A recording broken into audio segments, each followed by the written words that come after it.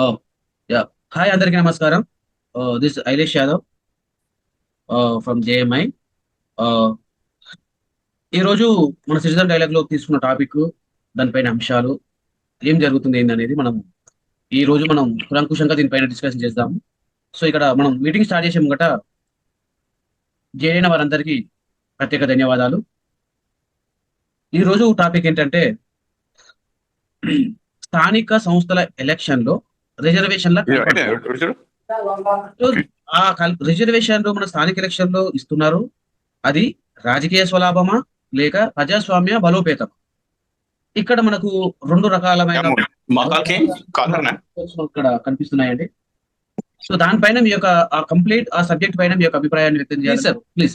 అయితే ఇక్కడ మనము ఈ సిటిజన్ డైలాగ్స్ యొక్క ప్రొసీజర్ ఎలా ఉంటదంటే, ప్రతి పార్టిసిపేషన్ కి వాళ్ళ వ్యూ చెప్పడానికి, వాళ్ళ అభిప్రాయాలు చెప్పడానికి ప్రతి వ్యక్తికి 2 నిమిషాల సమయం ఇక్కడ ఇవ్వబడుతుంది. బట్ అదే కాకుండా మళ్ళీ మాట్లాడడానికి కూడా అవకాశం ఇస్తాము. దాంట్లో సెకండ్ పాయింట్ ఏంటంటే, మనం ఒకరు మాట్లాడేటప్పుడు ఇంకొకరిని డిస్టర్బ్ చేయొద్దు. ఇంకొకరిని లైక్ మాట్లాడుతున్నప్పుడు వాళ్ళను మాట్లాడకుండా చేయడం కానీ, లేకపోతే ఏదైనా దేశ భావజాలు వాళ్ళ మాట్లాడకుండా ఉండాలి.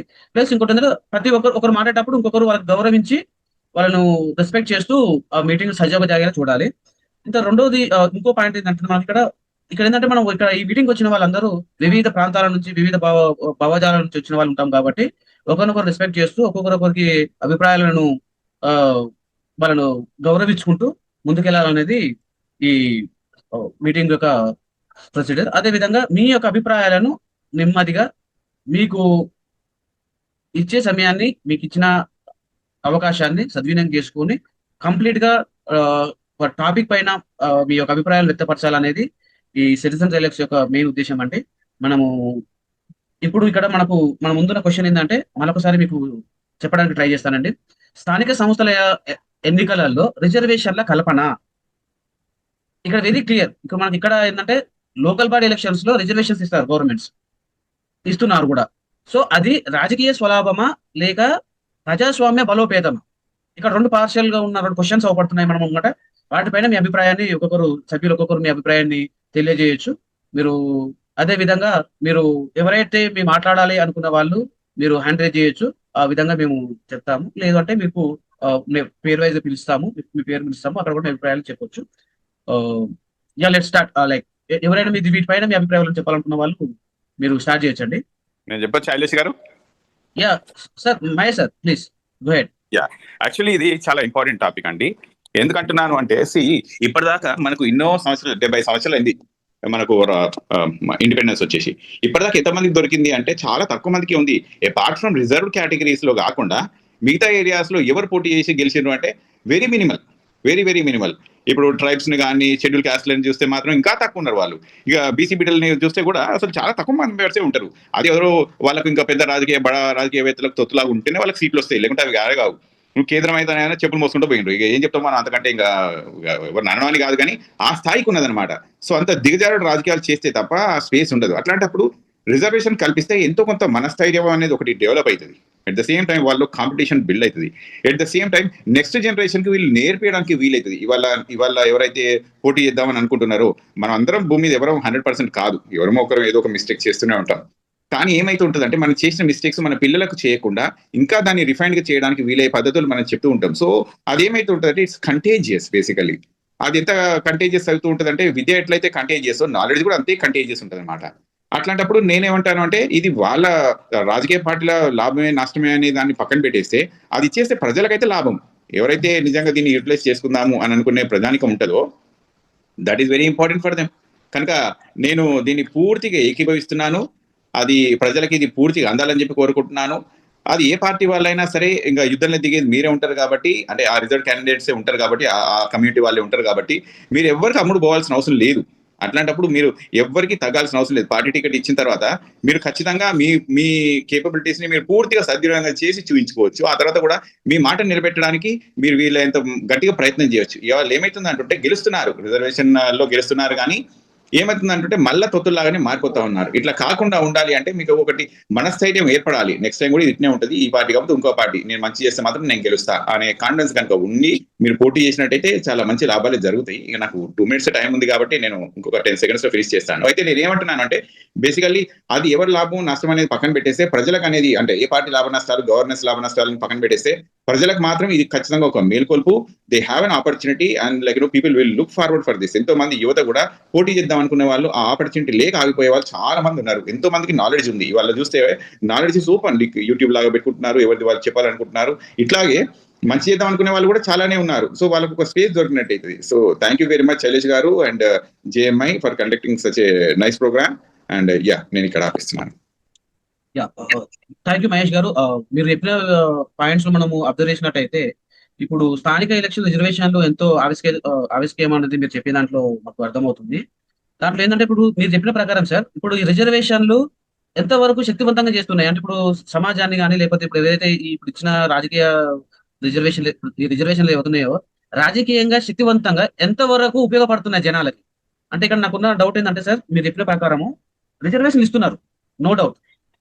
బట్ అక్కడ రాజకీయంగా ఎదగడానికి ఎంతవరకు ఉపయోగపడుతున్నాయి ఈ రిజర్వేషన్లు అనేది నాకున్న డౌట్ సార్. ఇక్కడ మీరు దీనిపైన ఏమైనా మిగతా సభ్యులు ఎవరైనా దీనిపైన మీకు చెప్తే I very happy for that. అంటే నేను చెప్పొచ్చా? Yeah please you can. అయితే ఇప్పుడు చూడండి, ఒక స్టేజ్ తర్వాత ఒక స్టేజ్ ఏదైనా కూడా ఇప్పుడు ఇంతకంటే ముందు అసలు అంటరాంతనమే ఉండే, ఒక మాట చెప్పుకోవాలంటే అంటరాంతనమే ఉండే. అది అక్కడికి అయిపోయి ఇంకో స్టెప్కి ఎదిగింది ప్రజానికం. ఇంకో స్టెప్కి ఎట్లా ఎదిగింది అని అనుకోవచ్చు అంటే మేము కూడా ఇది చేయగలము అనే స్టేజ్కి వచ్చింది, మేము కూడా గెలవగలము అనే స్టేజ్కి వచ్చింది. ఇప్పుడు మాట నిలుపుకునే స్టేజ్కి వచ్చేస్తే ఎంతో కొంత లేనంతకన్నా గుణత నయం అనే టైప్లో కనుక చూసుకుంటే ఒక స్టెప్ ముందటికి వచ్చేసి కొంతలో కొంత అయినా చెప్పుకోగలుగుతున్నారు. వాడు చెప్పులు మోసినా కూడా ఎంతో కొంత ఎన్నో కాడ చెప్పుకుంటాడు, నాకు కొద్దిగా ఇది కావాలి కొద్దిగా అది కావాలంటే ఎంతో కొంత చెప్పుకోవడానికి అయితే వీలవుతుంది. ఓవర్ పీరియడ్ ఆఫ్ టైం ఇదే బలోపేతం అయితే ఉంటుంది. ఎందుకంటే మనతో ఉండే నలుగురికి సాలన్నా మనం చేసిన కాడికి మనం న్యాయంగా ఉందాము లేకుంటే మనం బలంగా ఉందాము అనే ఒక ఫీలింగ్ వచ్చేస్తుంది. తప్పకుండా ఇట్ విల్ ప్రోగ్రెస్. మనం అదే విధంగా చూసుకోవాలి. కానీ ఇవాళ ఇంకా కూడా ఇట్లా ఉంది, ఇప్పటిదాకా ఏం జరగలేదు అనేది అనుకుంటే చూసుకుంటే ఐ థింక్ లైక్ మనం ప్రోగ్రెస్ అవుతుంది, మంచిగానే ఉంది. కాకపోతే ప్రోగ్రెస్ అవ్వాల్సింది ఇంకా చాలా ఎక్కువ ఉంది. మనం కాలేదు అనే దానికంటే అవుతున్న దాన్ని కనుక మనం పాజిటివ్ గా చూసుకుంటే మంచిగా ఉంటుంది అనేది నా ఉద్దేశం. Thank you sir, thank you for opinion. ఇంకా సభ్యులు ఇంకెవరైనా మాట్లాడాలనుకున్న వాళ్ళు మీ యొక్క మైక్ ను ఆన్ చేసుకొని మీ అభిప్రాయాన్ని వ్యక్తపరచు sir.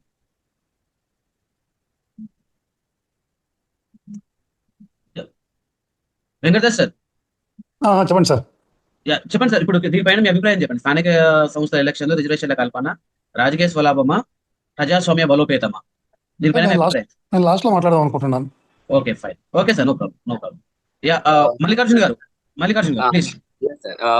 Good evening to all. I would like to give my analysis on it. స్థానిక సంస్థల ఎన్నికలలో రిజర్వేషన్ యాజ్ పర్ బీసీ నేను మాట్లాడతాను sir. 27% has to be implemented in every sector that has been given by honorable members and courts, but it is not happening as my observation because I am from rural area. That's the first point. And Rajakiya Swalabham, it's 100% Rajakiya Swalabham. Endukante they are keep on postponing the elections, and they have a data by IB, Intelligence Bureau, whether it is, if we give 42%, how it would be, how it is going to affect us in further life, or how our party is going to sustain. And lot of BC people are expecting to be as a leader in the villages, rural areas, and most of the people Mahesh గారు చెప్పినట్టు, గౌరవ్ మహేష్ గారు చెప్పినట్టు 78 years అయింది sir మనకు స్వాతంత్రం వచ్చి, మీకు అన్ని తెలుసు. స్టిల్ చాలా మందికి ప్రజాస్వామ్యం అంటే ఏంటి, రాజకీయ స్వలాభం అంటే ఏంటి, ఈ ఎలక్షన్ ఈ రౌండ్ అప్ ఏంటి, ఎందుకు జరుగుతుంది, మన గ్రామ పంచాయతీ ఏంటి, మనకు 79 అమెండ్మెంట్ ప్రకారం గ్రామ పంచాయతీలో ఏ పనులు జరుగుతాయి అనేది తెలియకపోవడమే they are in to the big trauma. ఇంకొకటి ఏంటి, బలోపేతం. రాజకీయ బలోపేతం అయితే ఖచ్చితంగా ఉంటుంది. ఎందుకంటే rural are roots. One more time, rural are roots to the party. ఇప్పుడు ఏ విలేజ్కి వెళ్ళినా కూడా ఇప్పుడు కరెంట్ మన తెలంగాణలో చూసుకుంటే బీజేపీ, కాంగ్రెస్ అండ్ బీఆర్ఎస్, ఈ 3 పార్టీల్లో కాకుండా ఒక వ్యక్తి మాట్లాడితే తనని ఒకలాగా చూస్తారు. వేరే కొత్త పార్టీ ఫ్రమ్ ఫారెస్ట్ అని చెప్తారు. సో దాని గురించి మనం డీపర్గా వెళ్ళొద్దు, ఎందుకంటే ఇట్స్ అబ్జెక్షనబుల్ ఆర్ నాలెడ్జబుల్ అనేది తర్వాత వస్తుంది. సో ఇంకొకటి ఏంటంటే ఉమెన్ 33% అవుతుందా, అవ్వట్లేదు. కొన్నిసార్లు ఒక స్టాండర్డ్ ఇన్ఫర్మేషన్ తెలిసిన వ్యక్తి, హైలీ డిమాండెడ్ క్వశ్చన్ ఎంక్వైరీ చేసే వ్యక్తికి మాత్రమే ఆ గ్రామ పంచాయతీలో నిలబడి ఈ 33% అనేది 1/4 ఇంప్లిమెంట్ అవ్వాలి ప్రతి విలేజ్ లో అని చెప్పేసి ఒక వ్యక్తి డిమాండ్ చేస్తే అది ఇంప్లిమెంట్ అవుతుందని నా అబ్జర్వేషన్. ఎందుకంటే ఇది అవుతుంది లేదనేది మనము డేటా తీసుకున్నా కూడా ఆర్టీఏ ద్వారా మనకు తెలుస్తుంది sir. Mostly it is not happening. ఇది అవుతుంది అంటే super fine, we will be so happy. Democracy ఇంకా సస్టైన్ అవుతుంది, ఇంకా లివింగ్ లో ఉంది అని మనము అనుకోవచ్చు. ఇంకోటి ఏంటంటే ఉమెన్ ఎంపవర్మెంట్ అని అవుతుంది 33% అంటే we will be so happy. ఇది political strategies 99.99% political strategy. Mahesh sir చెప్పినట్టు డెమోక్రసీ ఉంది అంటున్నారు సార్. డెమోక్రసీ ఉంటే రూరల్ నుంచి మైగ్రేట్ సిటీకి రారు, సిటీ నుంచి మైగ్రేట్ అబ్రాడ్కి వెళ్ళరు అనేది నా ఒపీనియన్. ఎందుకంటే బ్యూటిఫుల్ విలేజెస్ నుంచి అక్కడ బతికిన వాళ్ళు ఒక మైగ్రేట్ అవ్వాలంటే సస్టైన్ అవ్వచ్చు యాజ్ పర్ మై అనాలిసిస్. ఇంకోటి ఏంటంటే గ్రామంలో ప్రతి వ్యక్తి నేను నిలబడితే నన్ను ఏం చేస్తారు అనే భయంతో ఉంటారు, కాబట్టి వాళ్ళు అనేవాళ్ళు ఖచ్చితంగా తొత్తులుగా ఉంటారు సార్. ఎందుకంటే చిన్న ఫ్యామిలీస్, వాళ్ళకి రిజర్వేషన్ వచ్చినా కూడా నిలబడితే ఏమవుతుందో ఎలా అవుతుందో దానికి నాకు ఒక శక్తి కావాలి అనేది చూస్తుంటారు. ఇంకొకటి ఏంటంటే లాభం, గెలిచిన తర్వాత లాభం కావాలని ప్రతి ఒక్కరు కోరుకుంటారు. ఎందుకంటే రుచి చూడని రాజకీయం, రుచి చూడని లీడర్షిప్, రుచి చూడని అభివృద్ధి కొందరు ఉంటారు సార్, వాళ్ళైతే ఖచ్చితంగా ఉంటారు. ఇంకోటి యువత పాయింట్ ఆఫ్ వ్యూలో నేను ఒకటి చెప్తాను సార్. యువత కొందరు మాత్రమే వీళ్ళు ఇంట్రెస్ట్ చూపిస్తున్నారు, ఇంకొకరు ఏం చేస్తున్నారంటే after studies I'm safe because I'm going to another country, so I don't want to participate in elections. ఇది ఒక సెక్టర్ ఉంటారు సార్. ఇంకా ప్రజలు అంటారా, they are in to dilemma because of the media. ఏది చెప్తారు, ఎలా చెప్తారు, ఎక్కడ తీసుకెళ్తారు, వీళ్ళు అల్టిమేట్ గా వీళ్ళ గోల్ ఏంటి రాజకీయంలో అనేది గ్రామంలో ఇప్పుడున్న ఏ విలేజ్కి వెళ్ళి అడిగినా కూడా ఏంటమ్మా అంటే we're in to the dilemma. ఒకరేమో కాంగ్రెస్ అంటారు, ఒకరు బీజేపీ అంటారు, బీఆర్ఎస్ ఫ్యామిలీ ఇష్యూస్ అంటారు. సో వీళ్ళు ఏంటంటే మన జేఎంఏ వాళ్ళని నమ్మడానికి కొద్దిగా టైం పడుతుంది, ఎందుకంటే we're going to the roots first because roots has to be very strong. So for that strong we're making effort so that we will get concrete stability to sustain for the future. ఎందుకంటే ఇది అక్కడ లేని మనం సిటీకి వచ్చి ఏం చేసినా no use because already we're using social platforms. Already youth చూస్తున్నారు, they are coming in between and they are giving their valid information which is happening in there society. నేను కూడా అబ్జర్వ్ చేస్తున్నాను ఇప్పుడు మన జేఎంఏ ఎట్లా వెళ్తుంది సార్. వెంకట్ సార్ గారు ఈ రోజు వచ్చినట్టున్నారు sir. We're doing our level best and still if we want to refine, we want to improve, we're so happy to improve under your guidance sir. If there is any errors, please let us know. Thank you so much for giving this lovely time for giving my information. Thank you sir. This is all about I can give I gave my information on it, what is the exact picture, what is happening currently. Thank you sir.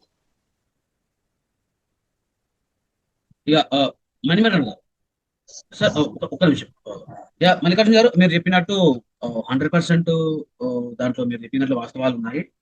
మీరు మాట్లాడిన దాంట్లో మీరు migration గురించి చెప్పారు, village నుంచి పట్టణాలకు వస్తున్నారు, పట్టణాల నుంచి అబ్రాడ్ వెళ్తున్నారు అనేది.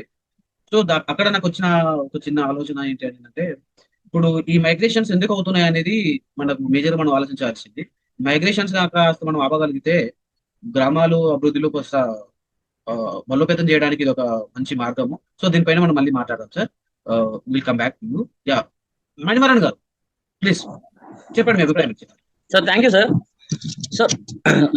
సార్ ఫస్ట్ థింగ్ ఏంటంటే, నేను మన లోకల్ గవర్నెన్స్ బిల్ మాత్రం కాకుండా just education and job bill గురించి కూడా బేసిక్ గా చెప్పాలనుకుంటున్నాను సార్. సో బీసీ రిజర్వేషన్ అనే కాన్సెప్ట్ మీద తెలంగాణ లాస్ట్ 2-3 months నుంచి ఓన్లీ బీసీ రిజర్వేషన్ మీద పాలిటిక్స్ నడుస్తుంది. సో సో స్టేట్ గవర్నమెంట్ ఏం ప్రపోజ్ చేస్తున్నారంటే, సో వాళ్ళు చేస్తున్న యాక్ట్ 2 యాక్ట్స్ గా డిస్ట్రిబ్యూట్ చేశారు. సో ఫస్ట్ థింగ్ ఏంటంటే, ఒకటి local governance bill. Local governance లో గ్రామ పంచాయతీ మున్సిపాలిటీస్ లో 42% రిజర్వేషన్ ఫర్ అంటే పొలిటికల్ రిప్రజెంటేషన్, అంటే ఎలక్షన్స్ లో బీసీలకి 42% రిజర్వేషన్ అనే దాని మీద. నెక్స్ట్ ఎస్టీలకి 10% రిజర్వేషన్. సో ఇది కూడా ఇంక్లూడ్ చేసుకోవాలి. సో ఇది ఆ లోకల్ గవర్నెన్స్ బిల్ యొక్క ఎజెండా. సో ఇంకొక బిల్ ఏం పెట్టారంటే, సో ఎడ్యుకేషన్ అండ్ ఎంప్లాయ్మెంట్ లో కూడా రిజర్వేషన్ అనేది 42% ఫర్ బీసీస్, 15% ఫర్ ఎస్సీస్ ఆల్రెడీ ఎగ్జిస్టింగ్ అది. సో దాని 3 కేటగిరీస్ గా చేశారు. So already classifications in progress అది. సో నెక్స్ట్ ఎస్టీకి 10% reservation in education and jobs. So ఇది 2 బిల్స్ గా వాళ్ళు పెట్టడం జరిగింది క్లియర్ గా. సో ఒక బిల్ అయితే ఎడ్యుకేషన్ అండ్ జాబ్స్ అనే బిల్ అయితే మెయిన్లీ ఫర్ పొలిటికల్, అంటే వాళ్ళ యొక్క రాజకీయం లబ్ధి కోసమే అది పెట్టారు. సో ఆ బిల్ యొక్క మనకి ఒక కేసు ఉంది, Indra Sawhney versus union of India 1992 case ప్రకారము రిజర్వేషన్ 50% కన్నా ఎక్కువ మించకూడదు అనేది ఉంది మనకు రూల్ అయితే. సో అంటే అది దేంట్లో అంటే ఎడ్యుకేషన్ అండ్ జాబ్స్. సో దాని ప్రకారము లేదు మాకు 50% కన్నా ఎక్కువ కావాలి అనుకుంటే, so there should be special explanation for that. So మన వాళ్ళు ఏం అడుగుతున్నారంటే 42% బీసీస్, 15% ఎస్టీస్ 10%, అంటే ఓవరాల్ 67% అడుగుతున్నారు రిజర్వేషన్స్. కాబట్టి సో ఈ బిల్ అయితే యాక్సెప్ట్ చేయడానికైతే అంటే అదైతే 99% అప్రూవ్ అవ్వకపోవచ్చు. సో ఇది రాజకీయం కోణంగా నేను నెక్స్ట్ దీనిలోకి వస్తాను. సో నెక్స్ట్ మన లోకల్ గవర్నెన్స్ బిల్ దగ్గరికి వస్తే, సో ఆల్రెడీ మనము లోకల్ గవర్నెన్స్ లో 23% బీసీస్కి ఇస్తున్నాం. నెక్స్ట్ మన కాన్స్టిట్యూషన్ ప్రకారము 33% ఫర్ ఉమెన్ ఇవ్వాలి. సో 1/3 ఆఫ్ సీట్స్, అంటే ఒక మండలం తీసుకుంటే 1/3, ఒక జిల్లా పరిషత్ తీసుకుంటే 1/3 అనే మెంబర్స్ కి దాంట్లో ఉమెన్ ఉండాలి అనేది ఉంది. నెక్స్ట్ ఎస్సీ ఎస్టీ రిప్రజెంటేషన్ ఎట్లా ఉండాలంటే బేస్డ్ ఆన్ ద పాపులేషన్. ఇప్పుడు ఎగ్జాంపుల్ XYZ పంచాయతీలో సో ఎస్సీ రిజర్వేషన్ ఎక్కువ ఉంది అనుకోండి, సో అక్కడ వాళ్ళకి ఎస్సీ రిజర్వేషన్ కి ఇస్తారు.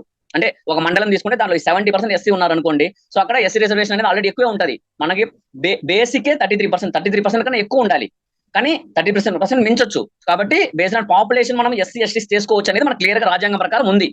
సో దాన్ని ఇప్పుడు బీసీస్ కూడా తీసుకొచ్చారు. సో బీసీస్ కూడా మేము ఇంతమంది ఉన్నాము అని తీసుకొచ్చి ఈ యాక్ట్ ని ప్రపోజ్ చేసింది స్టేట్ గవర్నమెంట్.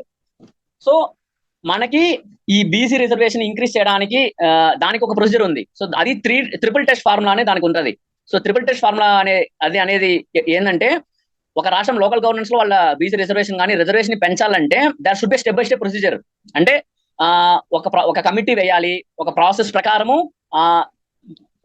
సెన్సస్ జరగాలి. So next 50% మించకూడదు. సో అది కూడా రూల్ ఉంది దాంట్లో. సో ఈ 3 ఫార్ములాని ఎప్పుడు వచ్చిందంటే వికాస్ కిషన్ రావు గౌలి 2021 కేసు మహారాష్ట్రలో జరిగింది ఇది. సో మహారాష్ట్ర ఆల్రెడీ 26% 30% బీసీకి ఇంప్రూవ్ చేసి వాళ్ళు యాక్ట్ పాస్ చేశారు. సో అది కొట్టేసినారు, అంటే అది యాక్సెప్ట్ అవ్వలేదు. అది 50% మించిపోయింది కాబట్టి మహారాష్ట్రలో గవర్నమెంట్ అది కొట్టివేసింది, అంటే కోర్టు.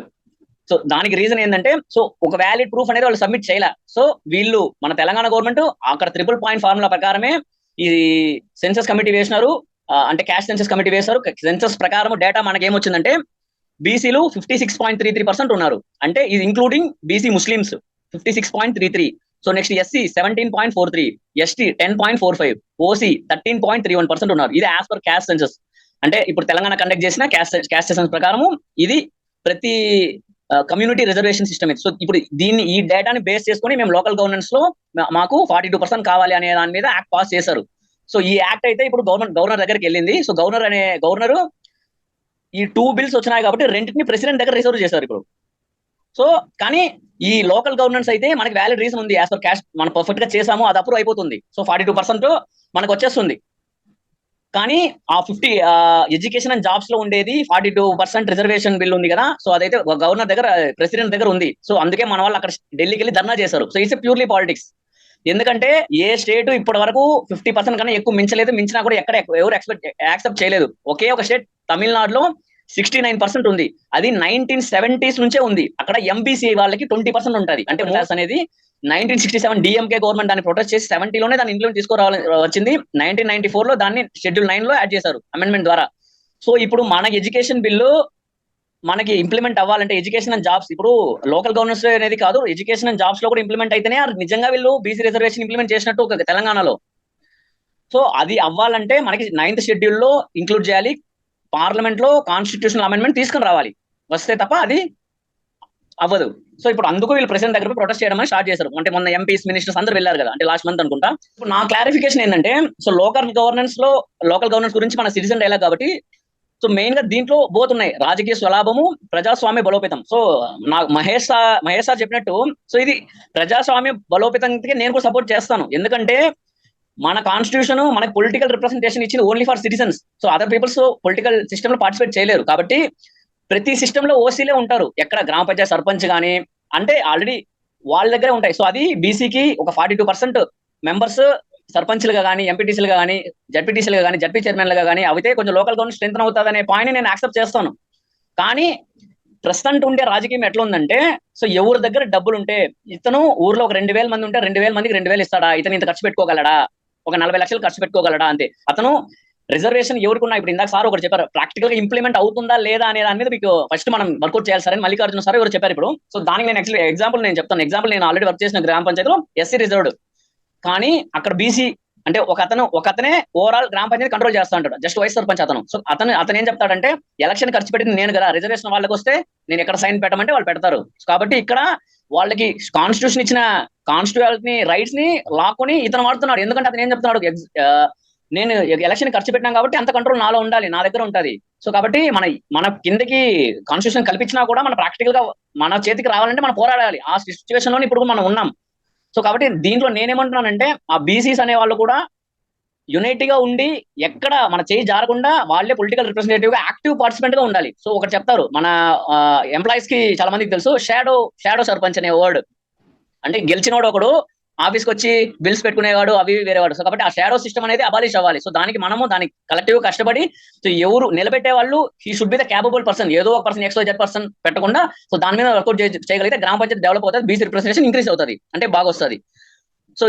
సో ఇది సార్ నేను చెప్పాలనుకున్న పాయింట్. సో ఇంకొక పాయింట్ ఏంటంటే, అసలు లాస్ట్ మినిట్, సో ఒక పాయింట్ ఏంటంటే, ఆ ఎడ్యుకేషన్ అండ్ జాబ్స్ లో వచ్చిన రిజర్వేషన్ బిల్ అనేది అప్రూవ్ అవ్వదని చెప్పాను కదా. సో అది పొలిటికల్ గా ఇప్పుడు వీళ్ళు ఏం చెప్తున్నారు, మేము 42% బీసీలకు ఇస్తామంటున్నాము, కానీ బీజేపీ వాళ్ళు దాన్ని అడ్డుపడుతున్నారని చెప్పి రాజకీయంగా బీజేపీని తగ్గించడానికి కోసము వీళ్ళు ఫాలో అయ్యే ఫార్ములా అది. ఎందుకంటే ఇప్పుడు ఎగ్జాంపుల్ జిహెచ్ఎంసీ ఎలక్షన్ అనుకోండి, ఎప్పుడు ఎలక్షన్ పెట్టినా బీజేపీ క్లీన్ స్వీప్ చేస్తుంది. అంటే యాజ్ పర్ మై సర్వే, నేను జస్ట్ నాకు ఇన్ఫర్మేషన్ ఉండే దాని ప్రకారం చెప్తున్నాను. సో అట్లా బీజేపీ బలోపేతం అవుతుంది. ఎంపీలు 8 మంది వచ్చినారు కాబట్టి బలోపేతం అవుతుంది. వాళ్ళు అవ్వకుండా కావాలంటే మన పెద్దగా మనకేంది, మన ఈ ఇండియాలో మనల్ని ఎట్లా పెడుతున్నారు 75 ఏళ్ళుగా, ఒకటి క్యాస్ట్, ఒకటి రిలీజియన్. సో రీజనల్ పాలిటిక్స్ లో క్యాస్ట్ ప్లే చేస్తుంది. ఆ క్యాస్ట్ ప్లే చేస్తారు కాబట్టి వాళ్ళు ఈ రిజర్వేషన్ చూడు, బీజేపీ వాడు బీసీలకు రిజర్వేషన్ ఏమని చెప్తున్నారు, వాడిని ఓటేస్తావా అనే కాన్సెప్ట్ మీద ఈ బిల్ ని తీసుకొచ్చినారు రాజకీయ లబ్ధి కోసం కాంగ్రెస్ గవర్నమెంట్. సో ఇది సార్ నా పాయింట్స్. అయితే నేను ఎక్కువ ఎడ్యుకేషన్ అండ్ జాబ్స్ బిల్ గురించి మాట్లాడాను, ఎందుకంటే అది ఏ రాజకీయ నాయకుడు దాని గురించి పెద్దగా బయట చెప్పాలని అనుకోవడం లేదు. ఈ లోకల్ గవర్నెన్స్ బిల్ అయితే అప్రూవ్ అవుతుంది. సో అది మనం యూటిలైజ్ చేసుకుందాం. దాంట్లో అయితే పెద్ద నెగటివిటీస్ లేదు. ప్రాక్టికల్ గా బీసీసీ నిలబడి వాళ్ళే రిప్రజెంట్ చేసి డెవలప్ చేయాలనేది నా concept. So thank you sir, నేను చాలా 15 minutes టైం తీసుకున్నాను. Thank you. Thank you Manimaran గారు. ఇక్కడ మీరు చెప్పిన పాయింట్లు చాలా అద్భుతంగా, చాలా బాగా ఎక్స్ప్లెయిన్ చేశారు. మేబీ మీరు చెప్పిన ప్రకారము ఆల్మోస్ట్ లైక్ ఇప్పుడున్న ప్రజాస్వామ్యబద్ధమైన సంస్థలు కానీ, లేకపోతే ఇప్పుడున్న ఎన్నికల విధానం కానీ, మీరు చెప్పిన విధి విధానాలు చాలా మనకు స్పష్టంగా కనిపిస్తున్నాయి దాంట్లో. అయితే ఇక్కడ నాకు మీరు చెప్పిన దాంట్లో ఒక చిన్న క్వశ్చన్ ఉందండి. దీనిపైన సభ్యులు ఎవరైనా మీరు మీ అభిప్రాయం చెప్తే బాగుంటది. అయితే ఇక్కడ ఏంటంటే, ఇప్పుడు మనకు మణిమరణ్ గారు చెప్పినట్టు ఈ లోకల్ బాడీ ఎలక్షన్స్ లో కానీ మనకు 33% ఉమెన్ రిజర్వేషన్ ఉందండి. సో ఈ లోకల్ బాడీ ఎలక్షన్స్ లో ఈ 33% లేడీస్ రిజర్వేషన్ అనేది ఎంత వరకు? సార్ తెలంగాణలో ఆల్రెడీ 50% రిజర్వేషన్ ఫర్ ఉమెన్ అని మన యాక్ట్ ప్రకారం ఉంది సార్, అది ఇంప్లిమెంట్ అవుతుంది ఆల్రెడీ. సో మీరు చెప్పిన ప్రకారంగా అనుకున్నా కూడా అది ఎంత వరకు అది వాళ్ళ పని చేస్తుందండి. అంటే మీరు ఎట్లా అంటే బలోపేతం చేస్తున్నాము మహిళలను, మనం ఏదైతే రాజ్యాంగబద్ధంగా కల్పించిన రిజర్వేషన్స్ ఉన్నాయో మహిళలకి, అవి ఈ రాజకీయంగా కానీ, లేకపోతే సమాజం కానీ, ప్రజాస్వామ్యం వ్యవస్థలలో వాళ్ళు ఎంతవరకు బలోపేతం చేస్తున్నాయి, ఆ రిజర్వేషన్ ఎంతవరకు వాళ్ళని అబద్ధ పదాల్లో తీసుకెళ్తున్నాయి. ఎందుకంటే ఇప్పుడు ఇక్కడ నాకున్న అభిప్రాయం కానీ, లేకపోతే మామూలు మన జనరల్ గా చూస్తున్నది ఏంటంటే, స్పెషల్ గా సర్పంచ్ ఎలక్షన్ లోకి వెళ్ళినప్పుడు సర్పంచ్లు, మహిళా రిజర్వేషన్ లో అయిన సర్పంచ్లు, లేకపోతే మహిళా రిజర్వేషన్ లో అయిన ఎమ్మెల్యేలు, వాళ్ళకున్న పవర్స్ ఎంతవరకు మహిళలు వాళ్ళకి ఇచ్చిన రిజర్వేషన్ ప్రకారం వాళ్ళు వాడుకుంటున్నారు, వాటి ప్లేస్ లో జరుగుతున్న అవకతవకల మీద సభ్యులు ఎవరైనా దీనిపైన చెప్తే బాగుంటుంది అనేది నా అభిప్రాయం సార్. సార్ దీనిపైన ఏమైనా రాఘవేందర్ గారు లేకపోతే స్వామిదాస్ గారు? నేను ఒక్కసారి చెప్తాను, నేను మీరేమనుకోకపోతే. Please sir. ఓకేనా? Yeah, అయితే ఇక్కడ చాలా విషయాలు బాగానే మాట్లాడినరు మనకు మణిమరన్ గారు. థ్యాంక్ యూ ఫర్ చాలా అంటే లీగల్ లాస్ కూడా మాట్లాడినరు, చాలా మంచి పని చేశారు. మీరు తమిళనాడు గురించి మాట్లాడి కూడా మంచి పని చేశారు. మనకు జరగదు అనేది ఏం లేదు. కరెక్ట్ చెప్పాలంటే మనం అన్ని జరిపించుకోవచ్చు. ఇద్దరే ఎంపీలు ఉన్నప్పుడు తెలంగాణ సాధించుకున్నాం మనం, ఏమాట కామాట. అది ఎట్లా కొట్లాడిన తర్వాత సంగతి, మనం దాని పక్కన పెట్టేస్తే. అట్లాగే 1992-95 ఇప్పుడు ఉంది కదా, అది వాళ్ళకి తమిళనాడు వాళ్ళకి వచ్చింది, వాళ్ళకైతే వచ్చింది కదా. ఇప్పుడు అట్లాగే మనం చూస్తే ఉంటే ఇప్పుడు మనకు స్పెషల్ కోటాస్ ఇప్పుడు ట్రైబల్ ఏరియాస్ లో ఉంటాయి, వాళ్ళకు ఉంటున్నాయి కదా. సో ఇప్పుడు ఇక్కడ కనుక చూస్తే మీరు తెలంగాణలో మనం చూసుకున్నాం, లెట్ us assume తెలంగాణ ఎంతమందికి ఇక్కడ అసలు భూములు అనే దాని మీద ఈజీగా సార్ట్అవుట్ చేయొచ్చు. ఎందుకంటే తెలంగాణలో బీసీ బిడ్డకి ఎంతమందికి ల్యాండ్స్ ఉన్నాయండి ప్రాపర్ గా, దానికి ఏ లెక్క ప్రకారం మరి వాళ్ళు డెవలప్ అయినట్టు? వాళ్ళైతే డెవలప్ కావాలి కదా, ఆపర్చునిటీస్ రావాలి కదా. కనుక నేనంటాను it should be implemented as state wise as well. వాళ్ళు నేషనల్ వైజ్ లో చేయకపోనియండి, స్టేట్ వైజ్ లో చేయనియండి. ఇప్పుడు సుప్రీంకోర్టు ఇచ్చింది కదా, ఇప్పుడు రిజర్వేషన్ కనుక మనం చూసుకుంటే, ఏది ఎస్సీ రిజర్వేషన్ సబ్ క్లాసిఫికేషన్ కనుక మనం చూసుకుంటే స్టేట్ వైజ్ చేసుకోవచ్చు అని చెప్పి సుప్రీంకోర్టు చెప్పింది. So I mean legal battle మనం ఎక్కడ దాకా తీసుకుపోవచ్చు. మనం ఎంత బలంగా వాదిస్తున్నాం అనేది మన టాపిక్ మీద మనం ఎంత సపోర్టివ్ ఎవిడెన్స్ అనే దానిపైన మనము తీసుకొని ముందుకెళ్తే బాగుంటది. అంటే మీరు చెప్పిన దాంట్లో ఉంది ఒక ఛాలెంజ్ అయితే ఉంది. ఇది ఎట్లా అంటే మనకు అక్కడ కావాలి, ఇక్కడ పార్లమెంట్ లో జరిగితే మంచిది. పార్లమెంట్ లో కొన్ని జరగకపోయినా, చట్టసభలలో మనం కొన్ని చేయలేకపోయినా కోర్టులు ఉన్నాయి, which is the custodian, basic custodian. అది కాన్స్టిట్యూషన్ కి ఫస్ట్ కస్టోడియన్ ఎప్పుడైనా కానీ కోర్టే, ఇంకా మిగతాది కాదు. కనుక మనం ఇక్కడ జరగలేదు కదా అని చెప్పి ఆగాల్సిన అవసరం లేదు. నన్ను అడిగితే మనం కోర్టు కూడా వెళ్ళొచ్చు, ఈ కేసును కోర్టు కూడా తీసుకెళ్ళొచ్చు. ఇంత డెవలప్మెంట్ లేదు మన దగ్గర అనేది. ఇక రెండో విషయానికి వస్తే ఉమెన్ చూడండి, ఒకప్పుడు ఉమెన్ అసలు చదువుకునే లేదు. ఎంతో మంది జస్ట్ ఇంటి పట్టునే ఉండి వంట చేసుకుంటారు, కూర్చున్న వాళ్ళు ఉంటూనే ఉంటుంటారు. ఇవాళకి కూడా వాళ్ళకు అంటే జెనెటిక్ కూడా కొంత ఎట్లుంటది అంటే వాళ్ళకు రాజకీయం మీద పెద్ద ఇంట్రెస్ట్ ఉండదు. ఇంకా వాళ్ళకు కొన్ని సెపరేట్ గా ఇంట్రెస్ట్ ఉంటాయి. ఎంతమంది చదువుకున్న వాళ్ళైనా రాజకీయంగా ఇంట్రెస్ట్ ఉన్న వాళ్ళు కొంతమందే ఉంటారు, ఉండరు అని నేను చెప్పట్లేదు, కొంతమందే ఉంటారు. They have their own special interest. ఇప్పుడు స్పోర్ట్స్ చూసుకుంటే మగవాళ్ళు ఎక్కువ ఆడుకునే ఇంట్రెస్ట్ ఉంటుంది, రాజకీయం చూస్తే మగవాళ్ళు ఎక్కువ ఆడుకునే ఇంట్రెస్ట్ ఉంటుంది, ఆడవాళ్ళకి ఇంకొంత వేరే ఇంట్రెస్ట్ ఉంటాయి. అయితే ఓవర్ పీరియడ్ ఆఫ్ టైం మనం కనుక చూసుకుంటుంటే మనల్ని చూసి మన పిల్లలు నేర్చుకుంటారు, అది అబ్బాయి అమ్మాయి తర్వాత సంగతి. అయితే ఇప్పుడు గత కాలంలో వాళ్ళ పేరెంట్స్ ని చూసి ఇవాళ పొలిటీషియన్స్ ఎవరైతే ఉన్నారో వాళ్ళు మేబీ నేర్చుకోపోయి ఉండొచ్చు. లేకుంటే కొంతమంది ఇంకా మేల్ డామినేటింగ్ ఆల్ఫా క్యారెక్టర్ కొంత ఉంటుంది, వాళ్ళు చేస్తుండొచ్చు. ఇవాళ ఢిల్లీ సీఎం ని చూస్తే కూడా ఆమె పక్కన ఇంకా వాళ్ళ హస్బెండ్ కూర్చుంటుంది. ఇంకా ఏం చెప్పుకుంటాం, అట్లా తయారైంది సిచ్యువేషన్. కానీ స్టిల్ మనం ప్రోగ్రెస్ నే చూసుకోవాలి. ఇప్పటిదాకా అయిన దాన్ని చూస్తూ మనం ప్రోగ్రెసివ్ గా థింక్ చేస్తే తప్ప మనము ఇంకా ఈ లెవెల్కి అందుకోలేదు అనే దానిగా చూసుకుంటే, అసలు ఇప్పుడు నేను తెలియని అమెరికా రైట్, ఇక్కడ ఉంటాం కాబట్టి చెప్తా ఉన్నాను. ఇప్పటిదాకా 47 years ప్రెసిడెంట్స్ వచ్చారు, మరొక్క లేడీ అన్న గెలిచిందా? ఒక్కరు కూడా గెలవలేదు. మరి గెలవకపోవడానికి ఏంటి అంటే ఇక చాలా రీజన్స్ ఉంటాయి, ఇంకా ఆల్ఫా క్యారెక్టర్లే కొంచెం ఎక్కువ ఉంటాయి. సో అంటే నేను ఏం చెప్పాలనుకుంటా అంటే మనం వదిలిపెట్టేస్తే ఇంకా కొట్టుకుపోతుంది, అది ఇంకెక్కడికో కింది పడిపోతా ఉంటుంది. ఇప్పుడు 15 సంవత్సరాల క్రితం మనం కనుక చూసుకుంటే డెవలప్మెంట్ అనేది మన భారతదేశంలో రిలీజియస్ బేసిస్ ఎప్పుడు మాట్లాడలేదు, కానీ వాళ్ళు మాట్లాడుతూ ఉన్నాం, దాని మీద ఎక్కువ మాట్లాడుతూ ఉన్నాం. మరి అంటే ఏమన్నట్టు ఎటువైపు వెళ్తుంది అనేది కనుక చూసుకుంటే మనం మోటివ్ ని ఎటు తీసుకోకపోతే అదే ఉంటుంది. ఇవాళ కొన్ని దేశాల్లో ఐ మీన్ అక్కడ అది ఏమంటారు మనం నడిచినాయి. ఇప్పుడు నేపాల్, మనము బంగ్లాదేశ్ అట్లా చూసుకుంటే ఎడ్యుకేషన్స్ నడిచినాయి, ప్రొటెస్ట్లు నడిచినాయి. అక్కడ మన దగ్గర మనం ఏమైనా చేద్దామంటే దానికోసం సపోర్ట్ చేసే బ్యాచ్ ఉంటుంది అన్నట్టు. ఇక బ్యాచ్ ఎంత పెద్ద ఉంటుంది అంటే ఎంత పెద్ద ఉంటుంది, అది దానికోసం చేస్తూ ఉంటారు. కాబట్టి మన దగ్గర న్యూస్ అనేది బయటికి రాదు, ఆ మీడియా అనేది తొక్కబడుతూనే ఉన్నది ఒక్కొక్క టైప్ లో. సో అంటే నేనేం చెప్పాలనుకుంటున్నా అంటే we still have to fight. మనం ఎంత కాన్స్టిట్యూషన్ పద్ధతులు ఎన్ని వాడుకొని ముందుకు వెళ్ళగలిగితే ఒక్క అడుగైనా సరే, చిన్న అడుగైనా సరే వేయాల్సింది.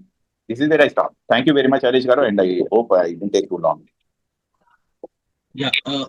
మహేష్ గారు మీరు చెప్పిన దాంట్లో నిజంగా మీరు చెప్పిన 100% కరెక్ట్ అండి. యాక్చువల్లీ ఇక్కడ ఏంటంటే ఇప్పుడు మనము లోకల్ బాడీ ఎలక్షన్స్ లో స్పెషల్ గా మనకు కొట్టొచ్చినట్టు కనబడుతుందండి. అంటే మేబీ ఇప్పుడు కొన్ని ఎమ్మెల్యే స్థానాలు కూడా అలానే ఉన్నాయి. అంటే ఇక్కడ ఏంటంటే ఇప్పుడు మనకున్న రిజర్వేషన్ ప్రకారంగా లేడీస్ రిజర్వేషన్ లో వచ్చే ఏదైతే ఎన్నికలు ఉంటాయో, లేకపోతే అక్కడ గెలిచిన అభ్యర్థులు ఉంటారో వాళ్ళు ఎంత వరకు వాళ్ళకు వచ్చిన వాళ్ళకి దక్కిన అంటే మహిళలకు దక్కిన స్థానాలను వాళ్ళను సద్వినియోగం చేసుకొని ఇస్తున్నారు. రాజకీయంగా కానీ లేకపోతే మీరు సామాజికంగా కానీ ఏ రకంగా చూసినా కూడా వాళ్ళకి ఇచ్చిన రిజర్వేషన్లు వాళ్ళకి న్యాయం జరుగుతుందా అనేది దానిపైన రాఘవేంద్ర సార్ లేదంటే స్వామిదాస్ గారు, వెంకటదాస్ గారు మీరేమైనా దానిపైన మీ అభిప్రాయం చెప్పారు. అందుకే నేను స్పెషల్ గా నేను ఆ పాయింట్ ఎక్కువ అడగడానికి కారణం ఏంటంటే ఇప్పుడు మనం రెగ్యులర్ గా మనం చూస్తున్న రాజకీయ కోణాలలో మహిళల రిజర్వేషన్లు ఇస్తూ బట్ వాటిని పురుషులే వాటిని ఆధిపత్యంలో తీసుకోవడం అనేది, వాళ్ళ యొక్క రోల్ ఎక్కువ చూపించడం అనేది మనం చూస్తున్నాం రెగ్యులర్ గా.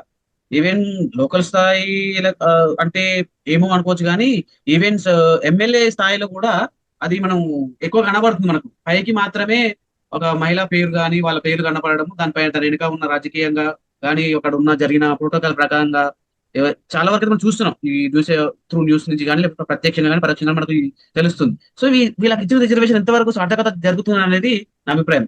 మహేష్ గారు మీరేమైనా చెప్తారా? మహేష్ ఇప్పుడు మనం మహేష్ సారీ సార్ హాయ్ అండి. సార్ నేను ఒక విషయం చెప్తాను. First I want put my opinion first, దాని తర్వాత మీరు అడిగిన ప్రశ్న సమాధానం చెప్తాను.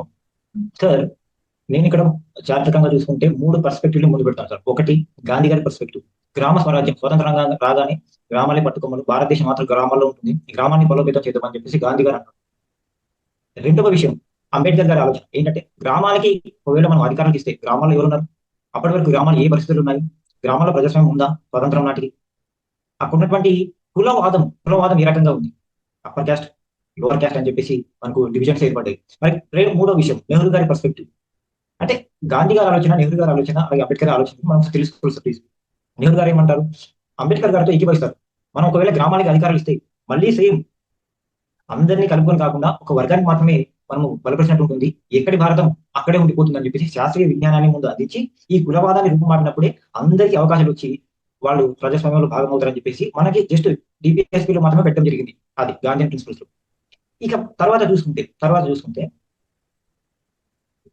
ఈ పర్స్పెక్టివ్ అయిపోయిన తర్వాత ఫర్ ఎగ్జాంపుల్ మనం ఇప్పుడు మనకి పంచాయతీ చట్టం వచ్చింది. పంచాయతీ చట్టం తర్వాత అందరూ పోటీ చేయొచ్చు అంటే గ్రామాల్లో ఎవరు పోటీ చేశారండి? ఆర్థికంగా, సామాజికంగా, సామాజికంగా మనం చూసుకుంటే సామాజికంగా ఎవరు బలవంతులండి గ్రామాల్లో? అప్పటి వరకు ఆర్థికంగా బలవంతులు ఎవరండి? భూములు ఎవరికి ఉన్నాయండి? భూస్వాములు ఎవరండి గ్రామాలలో? వారికి సామాజిక చైతన్యం ఉంటుంది, వారికి రాజకీయ చైతన్యం, వారు ఇన్ఫ్లుయెన్స్ చేయగలుగుతారు. అలాంటి సందర్భంలోనే రిజర్వేషన్ కల్పించి సమానత్వం ఒక వైపు ఉంది, సమానత్వంలో భాగంగానే ఇంక్లూజివిటీ, సమ్మిళితం, అందరినీ కలుపుకున్నప్పుడే ఫర్ ఎగ్జాంపుల్ మీరు చెప్పినటువంటి ప్రశ్న సమాధానం, మహిళలకి రిజర్వేషన్ ఇచ్చారు, మరి అది రాజకీయంగా చైతన్యం అవుతుందా, వాళ్ళ స్థానం ఎలా ఉంటుందని చెప్పేసి అందరూ పోటీ చేయొచ్చు అన్నమాట. అందరూ పోటీ చేస్తే ఇది మేల్ డామినేటెడ్ సొసైటీ అండి, ప్యాట్రియార్కీ. అందరూ పోటీ చేయనప్పుడు ఓన్లీ మేల్ మాత్రమే, అందరు మగవాళ్ళు మాత్రమే పోటీ చేస్తారు. కానీ దాంట్లో అందరూ పోటీ చేయొచ్చు, ఈ స్థానంలో మహిళలు పోటీ చేయొచ్చు అన్నప్పుడు ఇప్పటి వరకు కేవలం వంటిళ్లకు మాత్రం పరిమితమైనటువంటి వారికి ఒక డోర్ ఓపెన్ చేసి, మీరు కూడా ఈ సమాజంలో భాగమే, మీకు కూడా ఈ భారత రాజ్యాంగం సమాన హక్కులు కల్పిస్తుంది, వారు ఒకవేళ అధికారంలోకి వస్తే మహిళల పక్షాన వారు ఆలోచించేటటువంటి ఆస్కారం ఉంటుంది. ఒక మహిళగా ఒకవేళ నేను ఒక లేడీస్ సర్పంచ్ గెలిచాను, నేను ఎవరి కోణాలను ఆలోచిస్తాను? ముందుగా మహిళల కోణాలను ఆలోచిస్తాను. ఇప్పుడు నేను ఎస్టీని, ఒక రిజర్వ్డ్ కేటగిరీ నుంచి నేను ఎస్టీగా గెలిచాను, సర్పంచ్ గెలిచాను, ఎవరి కోణం నుంచి ఆలోచిస్తాను?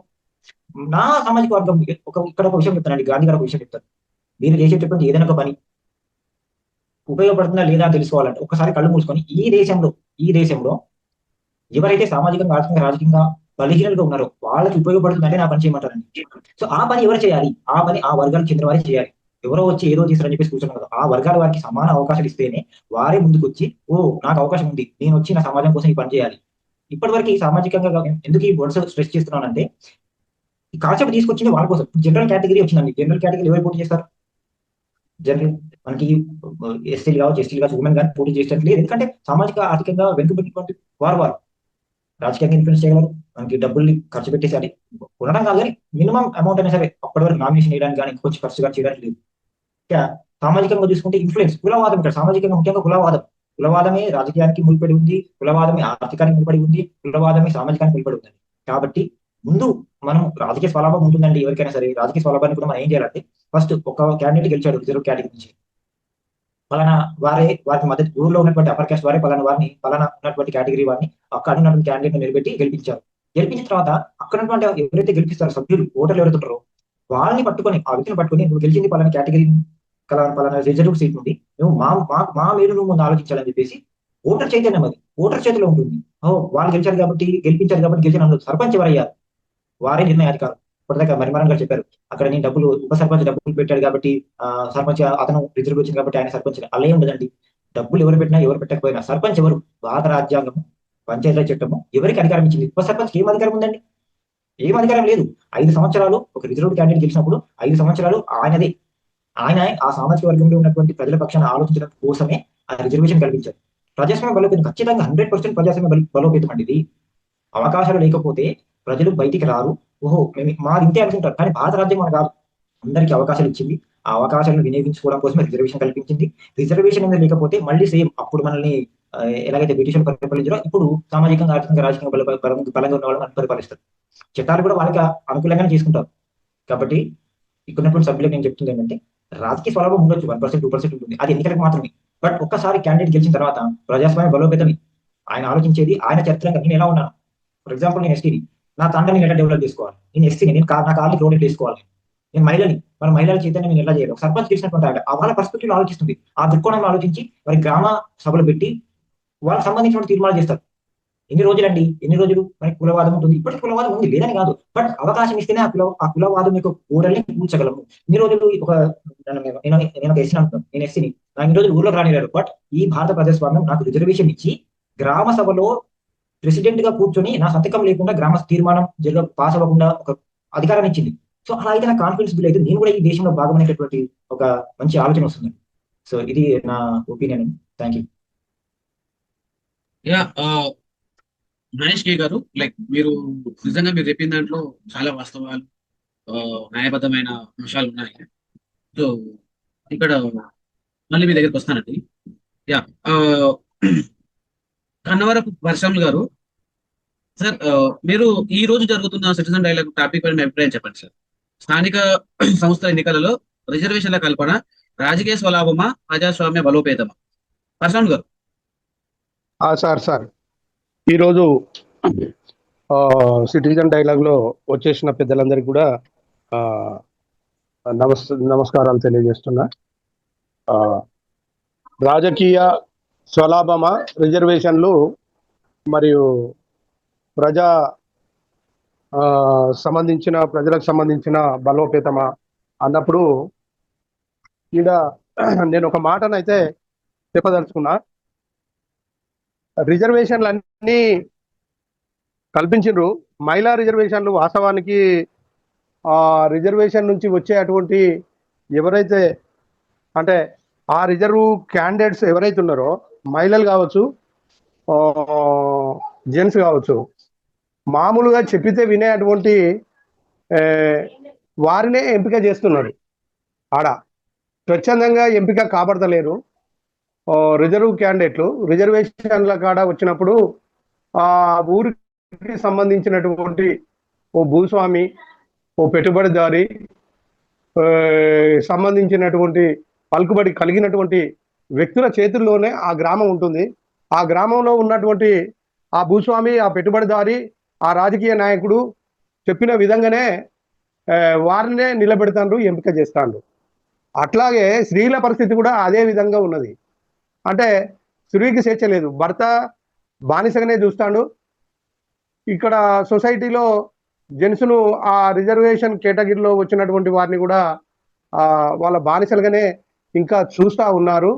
మీదికి అట్లా ఉన్నది, కానీ లోపల మొత్తం వాళ్ళు చెప్పే విధంగానే నడుస్తున్నది. ఈవెన్ ఆ వార్డు మెంబర్ నుంచి మొదలుకుంటే కేబినెట్ మంత్రుల వరకు కూడా స్వతహాగా నిర్ణయాలు తీసుకునే అటువంటి పరిస్థితి రిజర్వేషన్ కేటగిరీలో వచ్చినటువంటి ఎంపీలకు కానీ, ఎమ్మెల్యేలకు కానీ, ఆ మంత్రులకు కానీ, లేకపోతే వివిధ హోదాల్లో ఉన్నటువంటి వారెవ్వరికి కూడా లేనటువంటి పరిస్థితి ఉంది. బ్యూరోక్రాట్స్లో కూడా అదే పరిస్థితి ఉంది. రిజర్వేషన్ నుండి వచ్చినటువంటి బ్యూరోక్రాట్స్ ఆఫీసర్లలో కూడా ఇదే పరిస్థితి కొనసాగుతుంది. ప్రజాస్వామ్యంలో రిజర్వేషన్లు అనే కాడ వచ్చినప్పుడు స్వేచ్ఛ అనేది అధికారులకు లేదు, ప్రజాప్రతినిధులకు లేదు. అది అటెండర్ అయినా, చెపరాస్ అయినా రోల్ చేస్తున్నది మళ్ళీ ఎవరు అంటే ఆ అగ్రవర్ణాలకు సంబంధించినటువంటి వాళ్ళే రోల్ చేస్తున్నారు ఈ ప్రజాస్వామ్యాన్ని. ఆ రిజర్వేషన్లలో కొద్ది గొప్ప ఏదో పలుకుబడి ఉన్నటువంటి, చదువుకొని వచ్చి అక్కడ వాతావరణం ఉన్న వాళ్ళు తప్ప మిగిలిన అంతా కూడా భార్యలపై భర్తల పెత్తనం, తల్లిపై కొడుకుల పెత్తనం, ఇట్లా ఎట్లయితే ఉన్నదో అది అప్పర్ క్యాస్ట్లో కూడా స్త్రీలపైన అదే విధానం కొనసాగుతున్నది.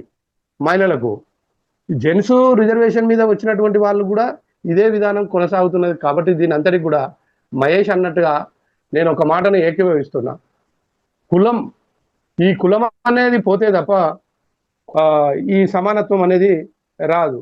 మరి కులం పోవాలని అంటే రిజర్వేషన్లు తీసేయాలనే కాడ కూడా మాట్లాడతారు. నిజమే, రిజర్వేషన్లు తీసేయాలి, కులం పోవాలి, ఆర్థిక పరమైన రిజర్వేషన్లు రావాలి.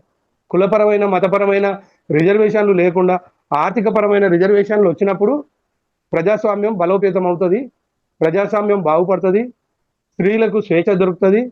ఆ కులంతోనే స్త్రీల స్వేచ్ఛ, వీకర్ సెక్షన్ నుండి వచ్చినటువంటి రిజర్వేషన్లో వచ్చినటువంటి వాళ్ళ స్వేచ్ఛ అంతా కూడా హరించబడుతున్నది. ఇదండి నేను గమనించింది. అయితే థ్యాంక్ యూ ప్రశాంత్ గారు మీ యొక్క అభిప్రాయాన్ని వ్యక్తపరిచినందుకు. సార్ ఇక్కడ మీ అందరూ మాట్లాడుతున్నప్పుడు మనకు రిజర్వేషన్లు చాలా ఎంతో కొంతవరకు మనకు మేలే జరుగుతుంది అనేది అభిప్రాయం వ్యక్తపరుస్తుంది. సో ఇక్కడ మీకు నేను ఇంకొక చిన్న నా యొక్క అభిప్రాయం మీ ముందు పెడతానండి. ఇక్కడ ఏంటంటే ఇప్పుడు ఈ రిజర్వేషన్ల వల్ల కొత్త నాయకత్వం, కొత్త ఒరవడి రాజకీయాలు ఏమైనా బలోపేతం అవ్వడానికి, విజయవంతం అవ్వడానికి ఇవేమైనా సహకరిస్తాయంటారా? స్వామిదాస్ గారు లేదంటే వెంకటదాస్ గారు మీరేమైనా మీ దీనిపైన మీరు చెప్పగలుగుతారు? అంటే ఎట్లా అంటే ఇప్పుడు మనకు రిజర్వేషన్లు ఇస్తున్నాము అన్ని వర్గాలకు కానీ, లేకపోతే రాజ్యాంగ పరంగా మనకు వచ్చిన సవరణల ప్రకారం మనకు వచ్చిన అధికారాల ప్రకారము రిజర్వేషన్ కల్పిస్తున్నారు. సో వాటి వల్ల కొత్త నాయకత్వం అంటే కొత్త రకమైన రాజకీయ నేతలు, రాజకీయంగా బలోపేతం అవుతాడానికి కొత్త యువత కానీ, లేకపోతే మంచి ఉన్నత భావాలు కలిగిన వ్యక్తులు కానీ రాజకీయాలకు రావడానికి ఈ రిజర్వేషన్లు ఎంతవరకు మనకు సహకరిస్తున్నాయి? సార్ నేను ఒక మాట చెప్పొచ్చు, నేను చివరిగా ఒక మాట చెప్తా మీ మాటకు అడ్డు లేకుండా. సార్ నేను ఒకటే అంటున్నా, రిజర్వ్ క్యాండిడేట్స్ ఎవరైనా కూడా ఆ నామినేటెడ్ పోస్టులో వచ్చిన వారు కానీ, ఈ ఎమ్మెల్యే, ఎంపీ, సర్పంచ్ ఎవరు వచ్చినా కూడా అధికార పార్టీ ఏదైతే అధికారంలోకి వస్తుందో అది ఏ పార్టీ అయినా కావచ్చు, దాన్ని రోల్ చేసేటువంటి నాయకత్వం, ఆది నాయకత్వం ఏదైతే ఉంటుందో వారికి ఒక సిగ్నేచర్ చేయడానికి ఒక పెన్ను ఉంటుంది, ఆ పచ్చింకు. అది ఆయనకు సరిపోయేంత మాత్రమే ఆ ఇంకు పోసి ఆ జేబులో పెట్టి అతన్ని ఆ సీట్లో కూర్చుండబెడతారు రిజర్వ్ క్యాండిడేట్స్. నేను ప్రజెంట్గా కూడా చూస్తున్నా, పేర్లు అనవసరం కానీ రాష్ట్ర స్థాయి కేబినెట్ హోదాలో ఉన్న వాళ్ళు కూడా చిన్న పని చేయలేకపోతున్నారు. స్పీకర్ సెక్షన్ రిజర్వేషన్ల సెక్షన్లకు, అది ఎస్సీ వాళ్ళు కావచ్చు, బీసీ వాళ్ళు కావచ్చు, ఎస్టీ వాళ్ళు కావచ్చు, గిరిజన సంక్షేమ శాఖ, ఎస్సీ షెడ్యూల్ కులాల అభివృద్ధి శాఖ, ట్రైబల్ అభివృద్ధి శాఖ నేను స్వయంగా 15 రోజుల క్రితం చూసిన. ఎందుకండి అధికారులకు అధికారం లేదు, ఆ ప్రజాప్రతినిధులకు అధికారం లేదు. ఎక్కడ ప్రజాస్వామ్యం? రిజర్వేషన్ల వల్ల ఎవరి బతుకులు మారుతున్నాయి? ఆ సంతకాల వల్ల ఎవరికి ప్రయోజనం చేకూరుతుంది? ఎవరి ప్రయోజనాలు బట్టి నామినల్గా పెడుతున్నారు. అయ్యా ఇగో నీకు ఒక ఇంచు మందం ఇంకు పోతున్నావు ఆ పెన్నులో, నీ కుటుంబానికి పెట్టుకొని నువ్వు బాగుపడతావా, నీ జాతికి రాసి నువ్వు ఉపాసం ఉంటావా అనే విధంగా తాళాలు వేసి, సంఖ్యలు వేసి చేతులకు నీకు పెన్నులు ఇస్తాండ్రు. ఆ పైళ్ళ మీద సంఖ్యలతో సంతకం చేయలేని పరిస్థితి ఈ రిజర్వ్ కేటగిరీలో వచ్చినటువంటి ప్రజాప్రతినిధులది, ఆఫీసర్లది పర్ఫెక్ట్గా ఉన్నది. ఆది నాయకత్వం ఏదైతే అగ్రవర్ణం, డబ్బు ఏదైతే ఉన్నదో ఆ క్యాపిటలిస్టులు, పెట్టుబడిదారులు, భూస్వాములు, అగ్రవర్ణాలదే ఇక్కడ పెత్తనం తప్ప ఈ బడుగు, బలహీన, అణగారిన, బహుజన, ఆ అట్టడుగు వర్గాలకు ఏ మాత్రం కూడా ప్రజాస్వామ్యంలో చోటు లేకుండా పోయింది. రాజకీయాలు వ్యాపారంగా మారిపోయాయి. హర్షం గారు ధన్యవాదాలండి. సార్ స్వామిదాస్ సార్, మీరు ఈ రిజర్వేషన్ల వల్ల కొత్త నాయకత్వం బలోపేతం అవుతుందా లేదా అని మీ అభిప్రాయం చెప్పండి సార్. సరే, ఈ సమస్యలో ఉన్న పెద్దలందరికీ నమస్కారం. అంటే చర్చ బాగా ఒక ప్రోగ్రెసివ్ నడుస్తుంది. ముందు మహేష్ గారు చెప్పిన, మిగతా వాళ్ళు చెప్పినట్లు రిజర్వేషన్ అనేది అది మనం వాళ్ళు రాజకీయ స్వభావం కోసం చేసినా కూడా అది మనకి ఉన్న అనుభవాలు, ఇంతకుముందు ఉన్న అనుభవాలు ఏదైతే ఉందో దాన్ని బట్టి చూస్తే అది ప్రోగ్రెసివ్ గా వెళ్తుంది, రాజకీయ చైతన్యం పెంచే తీసుకెళ్తుంది. కాకపోతే అంటే అమల్లో కొన్ని సమస్యలు ఉన్నాయి. ఆ సమస్యలు ఎందుకంటే ఇక ఉన్న ఆర్థిక అసమానతలు కానీ, మొదటి నుంచి వాళ్ళు ఆర్థికంగా వాళ్ళు ఎవరైతే ఉన్నారో వాళ్ళు మాత్రమే చలనించగలుగుతున్నారు. కానీ ఆ పరిస్థితి మనకి ఇప్పుడు మారుతున్న సమాజంలో ఏదైతే ఉందో కొద్దో గొప్ప చదువులో ఇక్కడ అవకాశాలు పెరిగాయి కాబట్టి వాళ్ళు యువత కూడా రాజకీయాలు రావాలనుకున్నారు కాబట్టి బీసీలో ఏంటంటే ఆర్థిక సంస్థలు లేవు కాబట్టి ఇప్పుడు ఎస్సీ ఎస్టీలో ఎటైనా రిజర్వేషన్ ఉన్నాయి, మహిళల్లో 50% రిజర్వేషన్ ఉన్నాయి. ఉన్న దాంట్లో ఏంటంటే బీసీలో లేవు. ఇప్పుడున్న ఎస్సీ ఎస్టీలో కానీ బీసీలో కొంతమంది వాళ్ళు తప్పని పరిస్థితుల్లో బీసీలకు కానీ ఇస్తున్నారు. వాళ్ళు పార్టీ నామినేట్ చేస్తున్నారు కాబట్టి వాళ్ళు పార్టీ చెప్పి పెట్టినారు, వాళ్ళు ఏజ్ వాళ్ళు ఉన్నారు కాబట్టి అక్కడ వాళ్ళు ఈ ఎస్సీ ఎస్టీలు కూడా యూత్ ఉన్నా కూడా వాళ్ళు క్వశ్చన్ చేయలేకపోతున్నారు. ఇప్పుడు బీసీలో కూడా మనం రిజర్వేషన్ మనం పెట్టగలిగితే ఇది మెజారిటీ యూత్ వస్తారు కాబట్టి అప్పుడు వాళ్ళు అది పార్టీలు కూడా పెద్ద పార్టీలు కూడా క్వశ్చన్ చేయగలుగుతారు. ఇది అంతగా అదే కాకుండా వాళ్ళు ఇప్పుడు సోషల్ మీడియా కానీ చాలా యాక్టివ్ ఉన్నారు కాబట్టి ప్రపంచం ఏం జరుగుతుందో తెలుస్తుంది కాబట్టి వాళ్ళు కూడా క్వశ్చన్ చేస్తారు. వాళ్ళు కూడా మాకు కూడా అధికారం రావాలనే కదా ఆ వైపు పోవడానికి అవకాశాలు ఉన్నాయి. మనం తప్పనిసరిగా దీన్ని మనం ముందు తీసుకోవాల్సిన అవసరం అయితే ఉంది. అది ప్రజాస్వామ్యాన్ని ఇంకా బలోపేతం చేయడానికి ఎప్పుడైతే క్వశ్చన్ చేయగలుగుతామో అప్పుడు వాళ్ళు జాగ్రత్త చేస్తారు కాబట్టి అది ప్రజాస్వామ్యం బలోపేతమవుతుంది, యువత నాయకత్వం పెరగడానికి ఉపయోగపడుతుంది. ఇక స్వలాభం అనేది ఎప్పుడు స్వలాభం అంటే వాళ్ళు ఎవరు అడగముందే ఇప్పుడు మేము పెడుతున్నామని ఒక ఇష్యూ తీసుకొచ్చారు. అది ఎందుకు తీసుకొస్తున్నారు అనేది కొంత వాళ్ళకి బెనిఫిట్ ఉండొచ్చు, కానీ లాంగ్ రన్ లో ఉపయోగపడుతుంది ప్రజాస్వామ్యం స్ట్రెంథెన్ కావడానికి. కొత్త నాయకత్వం వస్తుంది, ఎప్పుడైతే కొత్త నాయకత్వం వస్తుందో వాళ్ళు మార్పు వైపు ఆలోచిస్తారు. ఇది నా ఒపీనియన్. సంజయ్ సార్, మీరు చెప్పినట్టు యువత నాయకత్వాన్ని బలోపేతానికి రిజర్వేషన్లు ఎంతవరకు అవుతుందనే దాంట్లో మీ అభిప్రాయాలు చూపిస్తూ సార్, ఇక్కడ మనము రెగ్యులర్ గా మనము చాలా వేదికల పైన కానీ చాలా మంది మీలాంటి పెద్దలు, చాలా మంది విద్యావంతులు కానీ లేకపోతే సమాజం పట్ల స్పృహ ఉన్న చాలా మంది వ్యక్తులు ఏమంటున్నారంటే యువత రాజకీయాల్లోకి రావాలి, యువత దేశాన్ని శాసించాలి, యువతకు ఎక్కువ స్కోప్ ఉంది కాబట్టి యువత ఏ నిర్ణయం అయినా సరే చాలా అంటే చాలా స్ట్రాంగ్ గా దాని పైన వర్కౌట్ చేస్తారనేది చాలా మంది అభిప్రాయాలు వ్యక్తపరుస్తున్నారు సార్. నేను ఏకీభవిస్తున్నాను దాంతో. ఇండివిజువల్ ఇప్పుడు ఉన్న యువత ఎవరైతే ఉన్నారో ఇండివిజువల్ గా ఆలోచించగలుగుతున్నారు, వాళ్ళు క్వశ్చన్ చేయగలుగుతారు. అది ఒక స్లేవరీ మైండ్ సెట్ ఉన్న వాళ్ళు కాదు, ఏ క్యాస్ట్ లో ఉన్నా కూడా ఇప్పుడున్న వాళ్ళకి అవకాశాలు దొరికితే మాత్రం వాళ్ళు క్వశ్చన్ చేయగలుగుతారు. ఇప్పుడు మనం ఇప్పుడున్న ఎమ్మెల్యేలో కూడా మనం చాలా మంది నెగోషియేట్ చేయగలుగుతున్నారు. ఎస్సీ ఎస్టీలో కూడా మాకు మినిస్టర్ ఇస్తారా లేదా అట్లా చాలా. ఇంకోటి మన ప్రశాంత్ గారు చెప్పినట్లు లేదా అంతకుముందు ఇంకా మణి సార్ చెప్పినట్టు కొన్ని అవకాశాలు ఉన్నాయి. ఎందుకంటే అది ప్యాట్రిమోనియల్ కావచ్చు, ఒకేసారి ఫస్ట్ టైం వాళ్ళకి అవకాశాలు దొరికినప్పుడు వాళ్ళకి తెలియదు కాబట్టి వాళ్ళ భర్తల మీదనో తల్లిదండ్రుల మీదనో కొడుకుల మీద డిపెండ్ కావాల్సి వస్తుంది. కానీ ఇప్పుడు మనం రెండో టర్మ్ గెలిచిన వాళ్ళు మాత్రం చాలా కొంచెం కంట్రోల్ చేయగలుగుతున్నారు. వాళ్ళకు కూడా రికగ్నేషన్ పెరుగుతుంది కాబట్టి మనం వాళ్ళు నాయకులు అయ్యారు. మనం చూస్తే మన ఇప్పుడు అసెంబ్లీలో ఉన్న యంగ్స్టర్స్ ఉన్నారు, మహిళలు. సో అది ఆ రిజర్వేషన్ వల్లే వాళ్ళు వాళ్ళు రావాలి. ఇప్పుడు మనం వరంగల్ నుంచి కానీ మహబూబ్నగర్ నుంచి కానీ యంగ్స్టర్స్ ఉన్నారు, లేడీస్. సో అది స్లోగా వస్తుంది. అటనే ఫస్ట్ టైం ఈవెన్ ఈ భోజనం నుంచి వచ్చినా కూడా సో ఫస్ట్ టైం కొంచెం ప్రాబ్లమ్స్ వస్తాయని వాళ్ళకి అనుభవం మీద వాళ్ళు డెఫినెట్ గా ప్రజాస్వామ్యం బలోపేతం కావడానికి ఉంటది. స్వార్థం అనేది అది తప్పదు కదా. దాన్ని వాళ్ళకి ఎప్పుడైతే ఉందో సమాజాన్ని మార్గం అనుకున్నారో అవి ఆటోమేటిక్ పోతాయి. అది sir proceed thank you sir. Raghavender sir sir ఉన్నారా?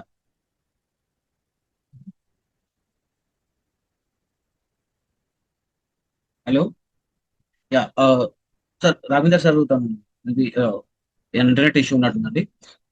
వెంకటేష్ సార్, మీరు చెప్పండి సార్, ఈ రోజు టాపిక్ పైన మీ అభిప్రాయం చెప్పండి. దాంతో పాటు మనం కొన్ని అంశాలపైన మాట్లాడదాం. Please take. Okay, thank you Ailesh Yadav గారు and all the members who joined for them.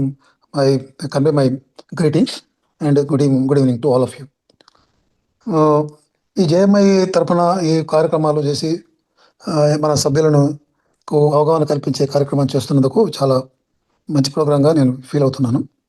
ఈరోజు టాపిక్కు సంబంధించి ఏదైతే ఉందో అది రాజకీయ పార్టీల లాభమా, స్థానిక సంస్థల ఎన్నికల రిజర్వేషన్లు, లేకపోతే ప్రజాస్వామ్య బలోపేతం అంటే మనం కాన్స్టిట్యూషన్ పాయింట్ ఆఫ్ వ్యూలో వస్తే కనుక భారత కాన్స్టిట్యూషన్ అనేటువంటిది రిజర్వేషన్లు ఎమ్మెల్యేలు, ఎంపీలకు, ఎస్సీలకు ఇవ్వడం జరిగింది.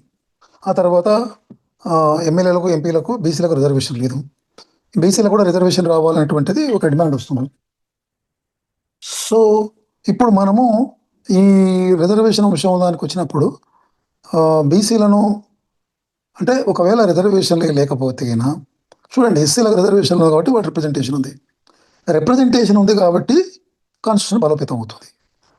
ఇప్పుడు బీసీలకు రిజర్వేషన్ లేదు కాబట్టి కాన్స్టిట్యూషన్ బలోపేతం కావట్లేదు. రిజర్వేషన్ అనేటువంటిది రాజ్యాంగాన్ని బలోపేతం చేస్తుంది. అయితే రిజర్వేషన్ ఉండడం వల్ల రాజకీయ పార్టీలు రిజర్వేషన్ చేస్తాయి, లేకపోతే వాళ్ళకే మలబడ్డది రిజర్వేషన్ ఇవ్వడానికి. మన టాపిక్ ప్రకారము ఏం మలబడ్డది, ఎందుకే వాళ్ళకు ఎందుకు ఎస్సీలకు సీట్ టికెట్ ఇవ్వాలి, ఎస్టీలకు ఇవ్వాలి, లేకపోతే బీసీలకు ఇవ్వాలి? అలా వాళ్ళకు నిజంగా అట్లా ఇవ్వాలని కోరిక ఉంటే కన్నా, బలోపేతం చేయాలని కోరిక ఉంటే కన్నా, లేకపోతే స్వార్థం ఉన్నా కూడా ఏదో ఇచ్చారు. మరి స్వార్థం ఉంటే ఇవ్వాలి కదా, ఎమ్మెల్యేలు ఇస్తలేరు కదా. స్వార్థం ఉంటే మహిళలకు 33% రిజర్వేషన్ ఇవ్వాలి కదా, ఇస్తలేవు కదా. స్వార్థం అని కాదు అక్కడ. అంటే వాళ్ళకి స్వార్థం ఉంటేనో లేకపోతేనో రిజర్వేషన్లు రావు, లేకపోతే రాజ్యాంగం బలోపేతం కాదు. మన కాన్స్టిట్యూషన్ ఫ్రేమర్స్ ఎవరైతే ఉన్నారో ఆ పెద్దలు కాన్స్టిట్యూషన్ ఫ్రేమింగ్ చేసేటప్పుడు కొన్ని రూల్స్ పెట్టేసేసి ఈ అణగారిన వర్గాలకు రిజర్వేషన్లు ఉండాలి అని చెప్పినందుకే ఆ ఎస్సీలకు రిజర్వేషన్లు వస్తున్నాయి కాబట్టి బీసీలు వాళ్ళు డిమాండ్ చేయగలుగుతున్నారు.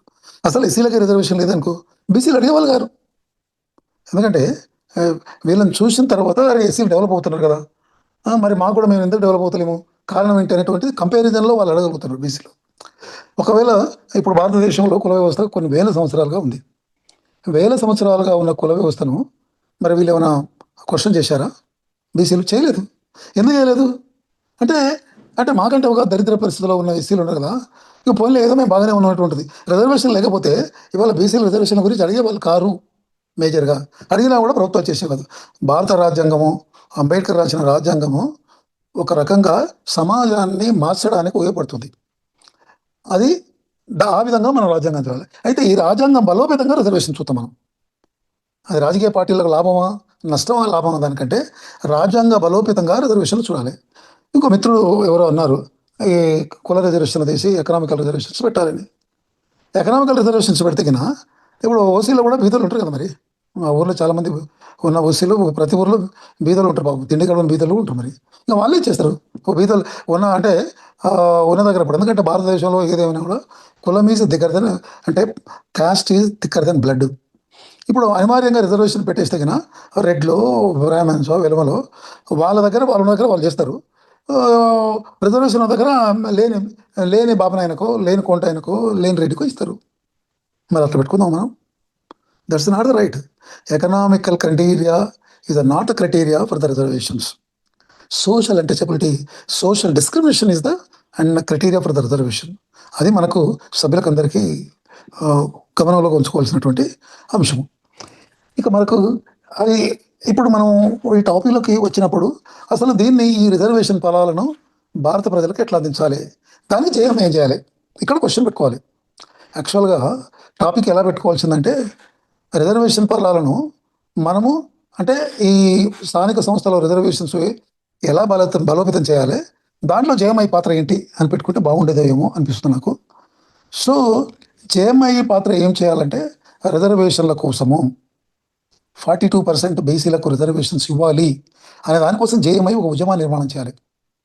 అదే నా కోరిక. ఇప్పుడు మనం అంటే ఒక ఉద్యమాన్ని అంటే ఎందుకంటే ఇప్పుడు ఎందుకు చేయాలంటే ఇప్పుడు మనము స్థానిక సంస్థల్లో గెలవాలనుకుంటాం. ఛాలెంజ్ 119 ఏదో పెట్టుకున్నాం. మనం ఏం వెళ్తాం అక్కడ వెళ్ళి ఏం చెప్తాం మనం? సర్పంచ్కి ఏం చెప్తాం మనం? మన సర్పంచ్కి జేఎంఐ తరఫున నిలబడి సర్పంచ్కి ఏముండాలి ఏజెండా? ఈ 119 మందికి ఏముండాలి ఏజెండా? 119 మందిని గుర్తించిన తర్వాత ఈ 119 మంది అసలు రాజ్యాంగపరంగా రిజర్వేషన్లు రావాలి. దానికి ఎవరు అడ్డుపడుతున్నారు? అడ్డుపడ్డే వాళ్ళను అడ్డు రాకుండా తొక్కిపడేయండి అనే పద్ధతిలో రావాలి. నిజంగా ఎవరు పడుతున్నారు? కాంగ్రెస్ పడుతుందా, లేకపోతే 42%కు కుట్ర చేస్తుందా బీజేపీని అడ్డం పెట్టుకొని, లేకపోతే బీజేపీ నిజంగా చేస్తలేదా, లేకపోతే ఏది అనేటువంటిది మనము ఒక అనాలిసిస్ చేసుకొని మనం దాని ముందుకు వెళ్ళాల్సిన అవసరం ఉంది. సో మనకు అర్థమయ్యేది ఏంటంటే సరే కాంగ్రెస్ కుట్ర చేయొచ్చు, బీజేపీని అడ్డం పెట్టుకొని కుట్ర చేస్తుంది అనుకుందాం. ఆ కుట్ర చేసిన వాడు కుట్రను మంచిగా చెడో వాడైతే రిజర్వేషన్ ఇస్తుంటారు కదా. మరి బీజేపీ ఆ కుట్రను ఒమ్ము చేస్తూ ఒప్పుకోవాలి కదా. వాడు కుట్ర చేసిండు. ఇంకోటి ముస్లింలకు రిజర్వేషన్లు ఇస్తున్నాడు. వాడే చేసిన నాన్ సెన్స్. వాడుకు అంటే గతంలో అంటే గతంలో వచ్చినటువంటి మండల్ కమిషన్ రిపోర్ట్ కానీ అంతకుముందు రిపోర్ట్స్ కానీ కాకా కలెక్టర్ పేరు ఆయన పేరు పెంచినటువంటి రిపోర్ట్స్లో ముస్లిమ్స్ రిజర్వేషన్స్ బీసీలు కల్పించారు. దూదేకులో మనకు బీసీ. అసలు భారతదేశంలో ఒక మత ప్రాతికంగా ముస్లిం రిజర్వేషన్స్ ఇస్తే మేము వ్యతిరేకిస్తామంటే అసలు బీజేపీ మన జేఎంఐ ఏం చేస్తుంది? బీజేపీని ఏ విధంగా ఖండిస్తుంది? ఖండించకపోతే నీకు రేపు నాడు ఇంటలెక్చువల్స్ ఏమైనందుకు నమ్ముతారు? అంటే ఇప్పుడు మనము పాపులర్ నోట్తో వెళ్ళిపోతామా, లేకపోతే ఒక పద్ధతి ప్రకారం వెళ్ళాలా, అంటే ఒక న్యాయబద్ధంగా వెళ్ళాలా? అంటే మనకు ఒక పద్ధతి ఒక ప్లాన్ తీసుకోవాలి కదా. మనం ఏం ప్లాన్ తీసుకుంటున్నాం? మనము ఎక్కడ ఖండిస్తున్నాం? ఎందుకు మనకు ప్రజలు ఓట్లేయాలి? మనకు 119 ఎలక్షన్ ఎట్లా ప్రజలు మీకు ఎందుకు జిఎంఐకి ఎందుకు ఇస్తారు నేను అంటున్నాను. ఎందుకు ఎట్లా ఓట్లు వేయాలి మీకు? మీరు వెళ్ళేసి సర్పంచులకు ఉన్న పదవి బాధ్యతల గురించి చెప్తే ఓట్లు ఇస్తారా మీకు? Sir let me complete. మీరు కంప్లీట్ చేయండి సార్. ఇక్కడ మీకు ఒక చిన్న అంటే సబ్మిషన్ సార్. ఏంటంటే ఇక్కడ ప్రస్తుతానికి అయితే ఈ టాపిక్ మీద మాట్లాడదాం సార్. నెక్స్ట్ వీక్ లో మనకి సిటీ ఛాలెంజ్ 119 పైన మళ్ళీ మీటింగ్ ఉంది. ఆ రోజు మీకు ఇన్వైట్ చేస్తాము. ప్లీజ్ ఆ రోజు మీకు మీ అభిప్రాయాలను ఓన్లీ సిటిజన్ ఛాలెంజ్ 119 పైన అంటే ఇప్పుడు మీరు వచ్చిన మేము అక్కడ నిజాలు సార్ మాట్లాడుకోవాల్సిన అంశాలు ఉన్నాయి. సో ఇక్కడ ఏంటంటే ఆల్రెడీ మనకు 9:30 అవుతుంది. సో ఈ మీటింగ్ మనం ఎండ్ చేసుకున్న తర్వాత మీకు ఛాలెంజ్ 119 నాకు నెక్స్ట్ వచ్చే వారంలో మనకు మీటింగ్ ఉందండి. దానిపైన మీరు ఇచ్చే ప్రతి సూచనను మేము పరిగణలోకి తీసుకుంటాం sir. Please go head sir. అనేది నా ఉద్దేశం. లేదు, మీరు చెప్పిన దాని ప్రకారం అయితే కన్నా నేను మాట్లాడడం అయిపోయింది. ఏమైందంటే నా కన్క్లూజన్ ఏంటంటే ఇప్పుడు ఇది రాజ్యాంగంలో భాగంగా చూడాలి. రిజర్వేషన్లు రాజ్యాంగం కల్పిస్తుంది, దాన్ని బలోపేతం చేయాలనేటువంటి పద్ధతిలో మనం వెళ్ళాలి. దానికోసం ఎలాంటి కార్యక్రమాలు తీసుకుంటే బాగుంటుంది అనేటువంటి ఆలోచన చేసేసి, అంటే ఇక్కడ నేను ఒకటే నా అభిప్రాయం ఏంటంటే సిటిజన్ ఫోరం ఉంది, మీరు ఇంకోటి అన్నారు కదా, ఇంకోటి ఏంది రాజ్యాంగం పైన అవగాహన. ఈ 2 ఫోరాల ద్వారా మనకు గ్రౌండ్లో ఉన్నటువంటి విద్యా వికాసానికి ఛాలెంజ్ 19కి ఇక్కడ నుంచి ఒక లింక్ ఏర్పాటు చేస్తే బాగుంటుంది. ఆ లింక్ ఏర్పాటు చేసి ఇక్కడ నుంచి వచ్చేటువంటి ఆలోచనను అక్కడ పనిచేసే వాళ్ళతోని ఒక మూమెంట్ తీసుకొస్తే సరిపోతుంది అనేటువంటిది నా అభిప్రాయం. Thank you for giving this opportunity. Thank you Venkatesh sir. మీరు చెప్పిన ఈ సూచనలు పరిగణలోకి తీసుకుంటూ ఇక్కడ సార్ ఆల్మోస్ట్ మనకు 9:30 కావస్తుంది. సభ్యులకి ఎవరైనా ఏదైనా మాట్లాడాలనుకుంటే మాట్లాడండి. ఆ పైన నేను కొన్ని మనం ఈ రోజు మీటింగ్ లో ఉన్న సంపూర్ణ వాక్యాలను సార్ రివ్యూ చేసుకుంటూ మీటింగ్ ముగిస్తాము. సో మహేష్ కి మీరు ఏమైనా చెప్పాలనుకుంటున్నారు? పరశురామ్ సార్ గారు చెప్పిన దానికి అండ్ వెంకటేష్ సార్ చెప్పిన దానికి నేను ఒక పాయింట్ యాడ్ చేస్తాను సార్. సార్ పరశురామ్ సార్ గారు ఎకనామిక్ క్రైటీరియా రావాలని చెప్పారు. సార్ మనం ఒక ఊరికి వెళ్దాం. నేను ఒక ఊరికి వెళ్ళి ఏ కులం వారికి మంచి ఇళ్ళు ఉన్నాయి, ఏ కులం వారికి మంచి ఇళ్ళు లేవు, ఏ కులం వారు మంచి చదువుకుంటారు, ఏ కులం వారు మంచి చదువుకోవడం లేదు, ఏ కులం వారికి నిన్న బట్టలు వేసుకోవడానికి ఉన్నాయి, మంచి క్వాలిటీ బట్టలు ఉన్నాయి అనేది మనం ఒకసారి చూద్దాం. ఒకసారి ఎందుకు మాట చెప్పాల్సి వస్తుందండి? కుల ప్రాతిపాదికన రిజర్వేషన్ తీసేసి ఎకనామిక్ క్రైటీరియా అన్నారు. ఒకటే విషయం అండి, పేదరికానికి కులం లేదండి, బట్ కులం ఉన్న చోట పేదరికం ఉందండి. ఇది ఒకటే point. Poverty has no caste, but caste has poverty. ఏ కులంలో పేదరికం ఉంది జరుగుతుందండి. కాబట్టి ఎకనామిక్ క్రైటీరియా అనేది అసలు నేను వెంకట సార్ గారితో ఏకీభవిస్తాను. ఎకనామిక్ క్రైటీరియా అనేది అసలు కరెక్టే కాదు. అసలు కాస్ట్ బేసిస్ రిజర్వేషన్ కంపల్సరీ, ఇది ఒక స్టేట్మెంట్. అండ్ ఇంకోటి సార్ అన్నారు జేఎంఐ ఏం చేస్తుందని చెప్పేసి. సార్ మేము ఏం చేస్తాం అంటే ఇప్పుడు బీసీ రిజర్వేషన్ గురించి, ఎస్సీ రిజర్వేషన్ గురించి, ఈ రిజర్వేషన్ బలోపేతం చేయాలని చెప్పేసి యాత్రలు కూడా చెప్పాలని చెప్పారు. మా కాన్సెప్ట్ ఏంటంటే ఒకవేళ రాబోయే ఎన్నికల్లో బీసీ రిజర్వ్ వస్తాయి, బీసీ రిజర్వ్లో రిజర్వేషన్ వచ్చింది అనుకోండి ఆ గ్రామ పంచాయతీకి, లేదా ఎస్సీ రిజర్వ్ వచ్చింది అనుకోండి, ఎస్టీ రిజర్వ్ వస్తే, ఉమెన్ రిజర్వ్ వస్తే, విత్ ఇన్ ది ఎస్సీ ఎస్టీలో మీరు యూత్ కి అవకాశం ఇవ్వండి, యూత్ కోటాన్ని పెట్టండి అని చెప్పడమే మా డిమాండ్ అండి. సో అందుకే ఈ యాత్ర చేస్తా ఉన్నారు. పరశురామ్ గారి సారథ్యంలో జనగాంలో కొనసాగుతా ఉంది. ఇది అండి చెప్పదలుచుకుంది. Over to islets sir. Thank you Mahesh. Sir ఈ రోజు మనము నిర్వహిస్తున్న సిటిజన్స్ డైలాగ్ లో ఈరోజు టాపిక్ పైన పెద్దలు వివిధ అభిప్రాయాలను వ్యక్తపరిచారు. సో అందరి అభిప్రాయాలను గౌరవిస్తూ ఈరోజు యాక్చువల్లీ మనము ఈ తీసుకున్న టాపిక్ రీజన్ ఏంటంటే ఈ రీసెంట్ గా మన తెలంగాణలో జరుగుతున్న 42% రిజర్వేషన్ ఇష్యూ కానీ, బీసీల 40% రిజర్వేషన్ కానీ, యాక్చువల్ గా ఉన్న రిజర్వేషన్ల వల్ల ఎంతవరకు ఈ సమాజంలో మార్పు జరుగుతుంది తెలుసుకోవాలన్న ఉద్దేశంతో ఈ రోజు ఈ టాపిక్ ఎన్నుకోవడం జరిగిందండి. సో దాంట్లో భాగంగా స్వామిదాస్ గారు, లేదా వెంకటదాస్ గారు, వక్తలందరూ, మణిమారన్ గారు, అందరూ, మల్లికార్జున గారు మంచి అభిప్రాయాలు వ్యక్తపరిచారు. దీంట్లో యాక్చువల్లీ ఏది జరగాలన్నా, ఏది చేయాలన్నా రాజకీయంగా నిబద్ధత కలిగిన లీడర్స్ కావాలనేది మెయిన్. ఇప్పుడు ఒక సమాజంలో ఒక మార్పు జరగాలన్నా, లేకపోతే ఒక మంచి ఫలితాలు రావాలన్నా అక్కడ కావాల్సిన నిబద్ధత కలిగిన సమాజం పట్ల అంకిత భావం ఉన్న లీడర్స్ ఇంపార్టెంట్ అండి. ఆ లీడర్స్ లేనని రోజులు, ఆ నాయకత్వం లేనని రోజులు ఎన్ని రిజర్వేషన్లు పెట్టినా, ఎన్ని మనకు కావాల్సిన అవకాశాలు కల్పించినా అది ఫలితాలు అనేది ఫైనల్కి వచ్చేసరికి కొన్ని అగ్ర కులాలు అనుకోవచ్చు, అగ్ర వర్ణాలే అనుకోవచ్చు, లేకపోతే అగ్ర వ్యక్తులే అనుకోవచ్చు, వాళ్ళ చేతులకి మళ్ళీ వెళ్ళిపోతున్నాయి. సో ఇక్కడ మెయిన్ మనకు కావాల్సిందంటే నిబద్ధత కలిగిన, నిస్వార్థమైన రాజకీయాలు చేసే నాయకులు కావాలనేది మనకు సమాజానికి ఎంతో అవసరం ఉందనేది నా యొక్క అభిప్రాయం అండి. సో ఆ క్రమంలోనే జేఎంఐ చేస్తున్న కార్యక్రమాలలో ముఖ్యంగా ఈ సిటిజన్స్ డైలాగ్ లో ఎందుకు ఈ టాపిక్ తీసుకోవడం కారణం ఏంటంటే ఛాలెంజ్ 119 అనే కార్యక్రమాన్ని JMI, justice movement of India ground level లో తీసుకెళ్ళిందండి. తీసుకెళ్ళడానికి కారణం ఏంటంటే ఇప్పుడున్న రాజకీయాలు సాంప్రదాయ రాజకీయాల స్వస్తు పలికి విప్లవాత్మక రాజకీయాలు ఒక సమాజం పట్ల, ప్రజల పట్ల, రాజ్యాంగం పట్ల అంకిత భావంతో రాజ్యాంగబద్ధమైన పాలన, పారదర్శకమైన పాలన అందించాలి, పౌరులను తీర్చిదిద్దాలనే ఒక ఉద్దేశంతో ఈ ఛాలెంజ్ 119 ను ప్రారంభించడం జరిగింది. దీంట్లో మేము చేస్తున్న కార్యక్రమం ఏంటంటే, ఈ స్థానిక ఎలక్షన్ లో పంచాయతీ రాజ్ చట్టం ఏం చెప్తుంది, ఆ చట్టము ఒక పౌరుణ్ణి కానీ లేకపోతే సర్పంచ్కి కానీ కార్యదర్శి కానీ వాళ్ళకున్న విధి విధానాలు ఏంటి, ఆ చట్టం నిజంగా మనకు ఏం అందిస్తుంది, దాని ఫలితాలు గ్రామాలకు అందాలంటే ఏం చేయాలి అనే ఉద్దేశంతో ఈ ఛాలెంజ్ 119 ప్రారంభించి ప్రజలలోకి వెళ్ళి, గ్రామాలలోకి వెళ్ళి మన కన్నవరం పరశురాములు గారి నేతృత్వంలో ఈ కార్యక్రమం నిర్వహిస్తున్నాము. సో దయచేసి ఈ కార్యక్రమాన్ని మరింత బలోపేతం చేస్తానికి పెద్దలు స్వామిదాస్ గారు కానీ, వెంకటదాస్ గారు కానీ, రాఘవేంద్రరావు గారి సార్ కానీ, రెడ్డి సార్ కానీ, ప్లీజ్ మీరందరూ, లేకపోతే ఇప్పుడున్న మీటింగ్ లో ఉన్న ప్రతి ఒక్కరు మీ యొక్క అభిప్రాయాలను మాకు తెలియజేస్తూ, సార్ మీరు ఛాలెంజ్ 119 గ్రూప్ లో ఉన్నారా సార్? వెంకటదాస్ సార్ ఉన్నాను. ఓకే, స్వామిదాస్ సార్ మీరు సార్? ఉన్నా. ఓకే, ధన్యవాదాలు సార్. ఇది మీకు వచ్చే వారంలో దానిపైన ఒక మీటింగ్ పెట్టాలనుకుంటున్నాం సార్.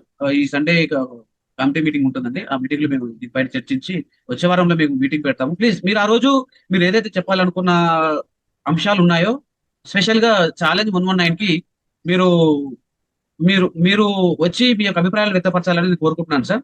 ఇక్కడ మనము ఈ ఛాలెంజ్ 119 కు తీసుకోవడానికి మెయిన్ రీజన్ కూడా ఇదే సార్, బలమైన నాయకత్వాన్ని రూపొందించాలి, అది కూడా గ్రామం లెవెల్ నుంచి మనం స్టార్ట్ చేయాలనేది జేఎంఐ ముఖ్య ఉద్దేశం. ఎందుకంటే రాజ్యాంగబద్ధమైన పాలన, పారదర్శకమైన పాలన అందాలి అంటే మనము గ్రామాలలో ఉన్న ప్రజలను కానీ, గ్రామంలో ఉన్న నాయకత్వాన్ని బలోపేతం చేసినప్పుడే ఆ ఫలితాలు నిస్వార్థంగా నిజమైన నాయకత్వం లక్షణాలతోటి పౌరులను తీర్చిదిద్దాలనేది జేఎంఐ ముఖ్య ఉద్దేశం అండి. సో ఆ దిశలోనే మేము ఈ కార్యక్రమాలు నిర్వహిస్తున్నాము. దాంతోపాటు విద్యార్థి భవిష్యత్తును ముందుకు తీసుకెళ్లాలి, వాళ్ళకు న్యాయమైన విద్య అందాలి, వాళ్ళకు స్వచ్ఛమైన విద్య అందాలనే ఉద్దేశంతో విద్యా వికాస్ అనే కార్యక్రమం కూడా నిర్వహిస్తున్నాము. సో ఈ కార్యక్రమాలన్నింటినీ తెలంగాణ సమాజానికి చేరవేయాలని చెప్పేసి సభ్యులందరికీ ప్రత్యేకంగా కోరుకుంటున్నాను. ఇంకా ఈ ఛాలెంజ్ 119 కూడా మీకు శివ, మీరు ఒకసారి ఛాలెంజ్ 119 పోస్ట్ పెట్టండి. ఆ పోస్టర్ మనం వివిధ గ్రూపులలో షేర్ చేద్దాము. సార్ వాళ్ళు కూడా వివిధ గ్రూపులలో షేర్ చేస్తారు ఈ పోస్టర్ ని. సో ఇంట్రెస్ట్ ఉన్న అభ్యర్థులు కానీ, ఇంట్రెస్ట్ ఉన్న వాళ్ళు ఈ ఛాలెంజ్ 119 లో వాట్సాప్ గ్రూప్ లో జాయిన్ అయ్యి వాళ్ళ యొక్క అభిప్రాయాలు తెలియజేస్తానికి మాకు కూడా ఎంతో సహకారంగా ఉంటుందని వ్యక్తపరుస్తున్నాను. Yeah, thank you sir. Maybe ఇప్పుడు 9 యా శివ ప్లీజ్. నేను ఒక చిన్న మాట చెప్పాలనుకుంటున్నాను. Yeah please go head, please go head. One second. అయితే థ్యాంక్ యూ అండి శైలేష్ గారు. నిజంగా మన ప్రజానికంలో చూసుకుంటే చాలా మంది వెనుకబడిన వర్గాల వారు ఉన్నారు, వారికి ఫలాలు అందలేదు అనేది వాస్తవం. అలాంటి వారికి రాజకీయ రిజర్వేషన్స్ కల్పించి కొంచెం ప్రోత్సాహం ఇవ్వడం వల్ల వారు ముందుకు రావడం జరుగుతుంది. కానీ ఇది ఏమైతుందంటే ఈ స్థానిక ఎన్నికలు, ఈ రిజర్వేషన్ అంతా కూడా కేవలం ఒక పొలిటికల్ డ్రామా చేస్తున్నారు. నిజంగా వీళ్ళందరికీ తెలుసు, రాజకీయ నాయకులందరికీ తెలుసు, వెనుకబడిన వర్గాలు ఉన్నాయి, వాళ్ళకి మౌలిక వస్తువులు రావట్లేదు, వాళ్ళు రాజకీయాల్లో ఎదలేకపోతున్నారు, వాళ్ళ ప్రాథమిక విద్య, నాణ్యమైన విద్యా వైద్యం దొరకట్లేదు అనే విషయం అందరికీ తెలుసు. వాళ్ళు ప్రతి ఒక్కరు చెప్తున్నారు. నేను అనేది ఏంటంటే ఈ రిజర్వేషన్ బిల్లుని ఎందుకు పెట్టాలి? ఒకవేళ నిజంగా నువ్వు ప్రజాస్వామ్యం కోసం, ప్రజల్ని బలోపేతం చేయడం కోసం నువ్వు పోరాడుతున్నట్టయితే హైకమిషన్ అనేది నీ చేతిలో ఉంది. పార్టీ హైకమిషన్ ఎవరెవరిని నిలబెట్టాలని చెప్పేసి పార్టీ నిర్ణయం తీసుకుంటుంది. వెనుకబడిన వర్గాల వారికి అవకాశం ఇవ్వాలి, వారిని కూడా మనతో పాటు సమూర్చీలుగా చేయాలి అనే ఆలోచన నిజంగా వాళ్ళకు ఉన్నట్లయితే ఎందుకు ఈ బిల్లు పెట్టాల్సిన అవసరమే లేకుండా డైరెక్ట్ గా ఎవరైతే వెనుకబడిన వర్గాలు ఉన్నారో వాళ్ళని ప్రోత్సహించవచ్చు. కానీ అలా చేయట్లేదు. ఎందుకు? ఇప్పుడు ఈ రిజర్వేషన్ మేము ఇలా చూపించాం, కానీ పైన సెంట్రల్ గవర్నమెంట్ ఆపుతుంది. మేము జనాల కోసం పనిచేస్తున్నాం అని చెప్పి క్లియర్ గా కనిపిస్తుంది. ఇక్కడ క్లియర్ గా కనిపిస్తుంది. ఇది చేయడం కోసమే ఉన్నారు. అంటే రేపన్నా కూడా సెంట్రల్ గవర్నమెంట్ ఆపింది, సెంట్రల్ గవర్నమెంట్ ఖచ్చితంగా ఆపే ఛాన్సెస్ ఉండొచ్చు. ఎందుకంటే ఒక స్టేట్ లో స్టార్ట్ అయితే మిగతా అన్ని స్టేట్ లో కూడా ఇదే చేస్తుందని చెప్పి కోర్టు కూడా స్టే ఇచ్చే ఛాన్సెస్ ఉండొచ్చు. బహుశా ఇది అంటే ఇంప్లిమెంట్ అవడానికి ఛాన్సెస్ చాలా తక్కువగా ఉండొచ్చు. ఎందుకంటే ఈ రోజు రిజర్వేషన్స్ పెంచితే ప్రతి స్టేట్ లో మాకు రిజర్వేషన్స్ పెంచాలి అని అంటారు. సో మన ఎవరిని ఏ కమ్యూనిటీని తీసుకోలేదు, కానీ వాస్తవికంగా చూస్తే ఉన్నత కులాల వారు ఎక్కువ మంది రాజకీయ వారు ఎక్కువ మంది ఫలాలు అందుకుంటున్నారు మాత్రం నిజం. ఇప్పుడు ఒకవేళ నిజంగా ఇది కనుక తీసుకొస్తే ఒక పెద్ద ఎత్తున అందరికీ దెబ్బలు పడతాయి. కాబట్టి దీన్ని తీసుకురానివ్వరు. ఇది కేవలం ప్రజల్ని ఆకర్షించాలి, ప్రజల్ని ప్రలోభ పెట్టాలి, కొద్దిసేపట్లో ఉడికిచ్చి తర్వాత ఇలా జరిగింది అందుకనే రావట్లేదు అనే విషయాన్ని తీసుకొస్తారని చెప్పి స్పష్టంగా చెప్పదలుచుకున్నాను. ఇంకొకటి స్థానిక ఎన్నికలకు ఇప్పుడు ఇలా చేయొచ్చు. అయితే విద్య కానీ జాబ్లలో కూడా రిజర్వేషన్స్ పెంచాలి అని చెప్పేసి చెప్తున్నారు. మీరు చూసుకున్నట్లయితే మన దగ్గర ఉన్న గవర్నమెంట్ పాఠశాలలు కానీ, గవర్నమెంట్ ఎడ్యుకేషన్ సిస్టమ్ కానీ, గవర్నమెంట్ హెల్త్ కేర్ కానీ చాలా వరకు వెనకబడి ఉన్నాయి ప్రైవేట్ వాళ్ళతో కంపేర్ చేసుకుంటే. ఏ రాజకీయ నాయకులు అయితే వీళ్ళంతా చెప్తున్నారో అరే వీళ్ళంతా వెనకబడిన వారు ఉన్నారు, వెనకబడిన వారంటేనే వారికి నాణ్యమైన విద్య వైద్యం దొరకట్లేదు. ఎందుకు ఒక స్పెషల్ బడ్జెట్ పెట్టి మేము ప్రతి స్కూల్ని డెవలప్ చేస్తాం, ప్రతి స్కూల్ కాలేజ్ని గవర్నమెంట్ ఎడ్యుకేషన్ ఇన్స్టిట్యూట్ని మారుస్తాం, గవర్నమెంట్ హాస్పిటల్ తీసుకుంటాం, ప్రతి మారుమూల వ్యక్తికి, మారుమూల ఉన్న గ్రామంలో ఉన్న వ్యక్తికి కూడా అన్ని ఫలాలు అందుబాటులో తీసుకొస్తామని చెప్పి ఎందుకు అనట్లేదు? ఎందుకంటే అలా అంటే వీళ్ళకి పెద్ద బడ్జెట్ అవుతుంది. ఇప్పుడు అందరూ ఎదిగి వీళ్ళతో పాటు వస్తారు. వీళ్ళు ఎదిగితే వినేటువంటి మాట ఏంటి? ఇప్పుడు మన మాట కూడా వినాలంటే వాడికి ఒదిగి ఉండాలి, వాడికి ఏదో ఒక ఆశ చూపించి మన దగ్గరికి లాక్కోవాలి. ఇదే వాళ్ళు చేసే పని. నిజంగా వాళ్ళకి చేయాలనే దృక్పథం మనసులో ఉంటే ఈ రిజర్వేషన్ బిల్ అని పెట్టాల్సిన అవసరమే లేదు. నా ఉద్దేశం ప్రకారంగా ఏదైతే తీసుకురావాలనుకున్నారో అవి తీసుకొని రావాలి. ఇంకోటి, ఇప్పుడు ఇది పెట్టినా కూడా రేపు చాలా మంది, అంటే ఉదాహరణకు కొంతమంది తీసుకొచ్చినా కూడా ఒక పపెట్ లాగా ఉంచుతారు. అంటే వేరే వాళ్ళని డమ్మీ క్యాండిడేట్లు పెట్టేసి వీరే వాడుకుంటారు. అది ఇంప్లిమెంట్ అయినా కూడా పెద్దగా ఎఫెక్టివ్ ఉండదు. ఒకవేళ నిజంగా ఒక బడుగు బలిగిన వర్గం నుంచి మంచిగా ప్రజా దృక్పథంతో చేయాలని వచ్చినా కూడా ఖచ్చితంగా మనం వెనక్కి తోయాలనే చూస్తారు. ఎందుకంటే ఈరోజు వాడిని చూసి రేపు ఇంకొకడు అరే పలానోనికి ఇచ్చాం, మేము కష్టపడ్డోనికి మనము ఇట్లా రాజకీయాల్లో ఛాన్స్ ఇచ్చాం, వాడు నిజంగా మార్చి చూపించాడు, వారు నిజంగా మార్చి చూపించారు అనే ఒక దృక్పథం వస్తే అందరూ కూడా నిజంగా కష్టపడేవానికి, విలువలు ఉన్న వానికి ఓటేయడానికి ఆస్కారం ఉంటుంది. అంటే ఇది ఒక మార్పు తీసుకుపోతుంది. కానీ మార్పుని తీసుకురాని ఎంతసేపు ఉన్నా వీళ్ళు జనాలు మన చేతిలో ఉండాలి, కొద్దిసేపు ఇట్లా అనాలి. అలా అంటే వీళ్ళు ఉడుకుతారు. ఉడికి అప్పుడు కథ ఈసారి అయిపోయింది, మనం ఓటేస్తున్నాం. ఇప్పుడు గతంలో కూడా చూసాం, ఇప్పుడు ఏ పార్టీ అయినా కూడా ఎలక్షన్స్ కోసం మాత్రమే చేస్తారు. ఇకపోతే నేను ఇక్కడ తీయకూడదు, కానీ ఇప్పుడున్న ప్రభుత్వం ఏదైతే ఉందో అది ఎన్నికల్లోకి రాకముందు కూడా ఏమని చెప్పింది? విద్యార్థులకు అన్ని వస్తువులు కల్పిస్తాం, విద్యార్థుల కోసం పోరాడతామని చెప్పి చాలా హామీలు ఇచ్చింది. కానీ తీరా అయిపోయిన తర్వాత ఏం చేసింది? ముందు చేసి చూపించి దెబ్బలేసి పంపించింది. అంటే ఇక్కడ మనం జనాలు కూడా వాళ్ళను నమ్ముతున్నారే కానీ వాస్తవికాన్ని అర్థం చేసుకోవట్లేదు. ఈ వాస్తవికాన్ని అర్థం చేసుకోవడం కోసమే మనము ఈ సిటిజన్ సేవ పెట్టడం జరిగింది. ధన్యవాదాలు రమేష్ గారు, నాకు ఈ అవకాశం ఇచ్చినందుకు. Thank you. Thank you Shiva. ఇంకెవరైనా ఫైనల్ గా మనము మల్లికార్జున్ గారు, మల్లికార్జున్ గారు 1 minute లో క్లోజ్ చేస్తాను సార్. చెప్పండి, ఎందుకంటే మనకు ఆల్మోస్ట్ ఉన్నారు కాబట్టి వాళ్ళకి సమయపాలన మనం పాటించాలనుకునేది. Please sir. సో ఇప్పుడు మాట్లాడిన ప్రతి ఒక్కరికి ధన్యవాదాలు సార్. ఇక్కడ సింపుల్ స్ట్రాటజీ ఏంటంటే, ఏ విలేజ్ కి వెళ్ళినా except ST reserved, every village as per demographic data ప్రకారము బీసీ వాళ్ళకు ఖచ్చితంగా సర్పంచ్ సీటు వస్తుంది. మళ్ళీ చెప్తున్నాను, స్ట్రెస్ అవుట్ చేస్తున్నాను నేను ఇది. ప్రతి ఒక్కరికి ప్రతి విలేజ్ లో బీసీకే వస్తుంది. కానీ దే జస్ట్ డూయింగ్ మ్యానిపులేషన్స్ అంతే. కన్ఫ్యూజ్ మోడ్ లో పెట్టారు బోత్ ద పార్టీస్. వాళ్ళు తెచ్చినా తేకపోయినా 42% అది అవుతుందా అవ్వదా అనేది కాదు. ఇప్పుడు వాళ్ళు ఈ సర్పంచ్ పదవి, ఎందుకంటే ఇప్పుడు ఆల్రెడీ వీళ్ళకు 2 years అయిపోయింది, ఇప్పుడున్న సర్పంచ్లు నెక్స్ట్ పొలిటికల్ గా రావడానికి హెల్ప్ అవుతారని చెప్పేసి వీళ్ళు జస్ట్ హంటింగ్ గురించి పోస్ట్పోన్మెంట్ వర్క్స్ చేస్తున్నారు. కానీ ఇది అవ్వదు. ఆల్రెడీ ఇప్పుడు లిటరసీ రేటు మనము 72% వరకు ఉన్నారు. So we're so smart, we're not going to be in that trap లో. వాళ్ళు ఇచ్చిన కాంగ్రెస్ వాళ్ళు చేసిన డేటా ప్రకారము 52% అంటున్నారు. యాక్చువల్ గా బీసీ వాళ్ళు 63% ఉన్నారు. 63% వాళ్ళ సర్వైవల్ కాదని చెప్పేసి ఇప్పుడు బీసీ వాళ్ళని ఎవరిని పెట్టుకుంటే మేలు అనే దాంట్లో కన్ఫ్యూజ్ మోడ్ చేసేసుకొని వాళ్ళు ఆల్రెడీ ఐబీలో ఇంటెలిజెన్స్ బ్యూరోస్ వాళ్ళకి వచ్చేసే ఇన్ఫర్మేషన్ ఆల్రెడీ వాళ్ళు బీసీ వాళ్ళకు మినిస్ట్రీస్ ఇస్తున్నారు, వాళ్ళని బాగా దగ్గరికి రండమ్మా, we are going to offer so many things అని చెప్పి చేస్తున్నారు సార్. Thank you. ఈ రిజర్వేషన్ అయినా లేకపోతే ఎకనామికల్ అయినా ఆల్రెడీ చేంజెస్ అవుతున్నాయి. All BC people are demanding, not begging, they are demanding. ఎందుకంటే డెమోగ్రఫిక్ డేటా ఉన్నప్పుడు ఆ 42% వస్తుందా లేదా వాళ్ళ చేతిలో ఏమీ లేదు సార్. వాళ్ళు కోర్టుకు పోయినా పోకపోయినా 63% ఉన్నప్పుడు విన్నింగ్ కెపాసిటీ ఇచ్చేదే BC, back bone of India, back bone of Telangana. Any గ్రామ పంచాయతీలో బ్యాక్ బోనే BC. So no issues, we're we are going to have a bright future, sir. And the BC, ST result, they have to empower their villages. Thank you so much. Have a happy weekend and good night from my side. Thank you సభ్యులు. మహేష్ బండ గారు, చివరిగా మీరు చెప్పాలి. ఒకటే అయితే ఏంటంటే ఇక్కడ అప్పుడు మల్లికార్జున్ గారు ఒకటి అంటే మనము ఇప్పుడు జనాలు ఊరు నుంచి సిటీకి, సిటీ నుంచి ఇంకా అంటే వేరే దేశాలకు వెళ్తారు కదా, అది మైగ్రేషన్ అనేది మంచిదే మల్లికార్జున్ గారు. ఎందుకంటే we get to know quite a few things, దాని వల్ల కొంచెం మంచి జరుగుతుంది. స్టెప్ 1. స్టెప్ 2 ఏంటంటే మనకు స్థానచలనం చేస్తే మనము ఎవరమైనా కూడా ఎంతో నేర్చుకోవడానికి వీలైతే తప్ప అలా నష్టపోయే అవకాశాలు కొంత తక్కువనే ఉంటుంది. తర్వాత మనకు ఆపర్చునిటీస్ ఎక్కడైతే మనం ఉంటామో అవి సరిపోనప్పుడే మనము యూజువల్ గా స్టెప్ అప్ అవుతూ ఉంటాం. ఇంకోటి ఏంటంటే ఊర్లలో ఇప్పుడు మనకి ఎవరికి పొలాలు పెద్దగా ఎక్కువ ఏమి ఉండవు, కొంతమందికి చాలా అసలు తక్కువ పొలాలు ఉంటాయి, అసలు ఉండని వాళ్ళు కూడా ఉంటారు. సో వాళ్ళకు ఆ ఊర్లో ఆ డిస్క్రిమినేషన్ ఫేస్ చేసే బదులు they migrate somewhere else and they live probably respectable life అన్నట్టు ఉంటుంది. అట్లా ఎట్లుంటుంది అంటే లైఫ్ లో మనం ఫస్ట్ ఎక్కడ బిగిన్ చేస్తామో జనాలు మనల్ని అదే విధంగా చూస్తారు తప్ప అలాగనే first impression the best impression అని చెప్తూ ఉంటారు. So those are the few things which are good for migration. ఇంకా మన ఊర్లలో లేవా అంటే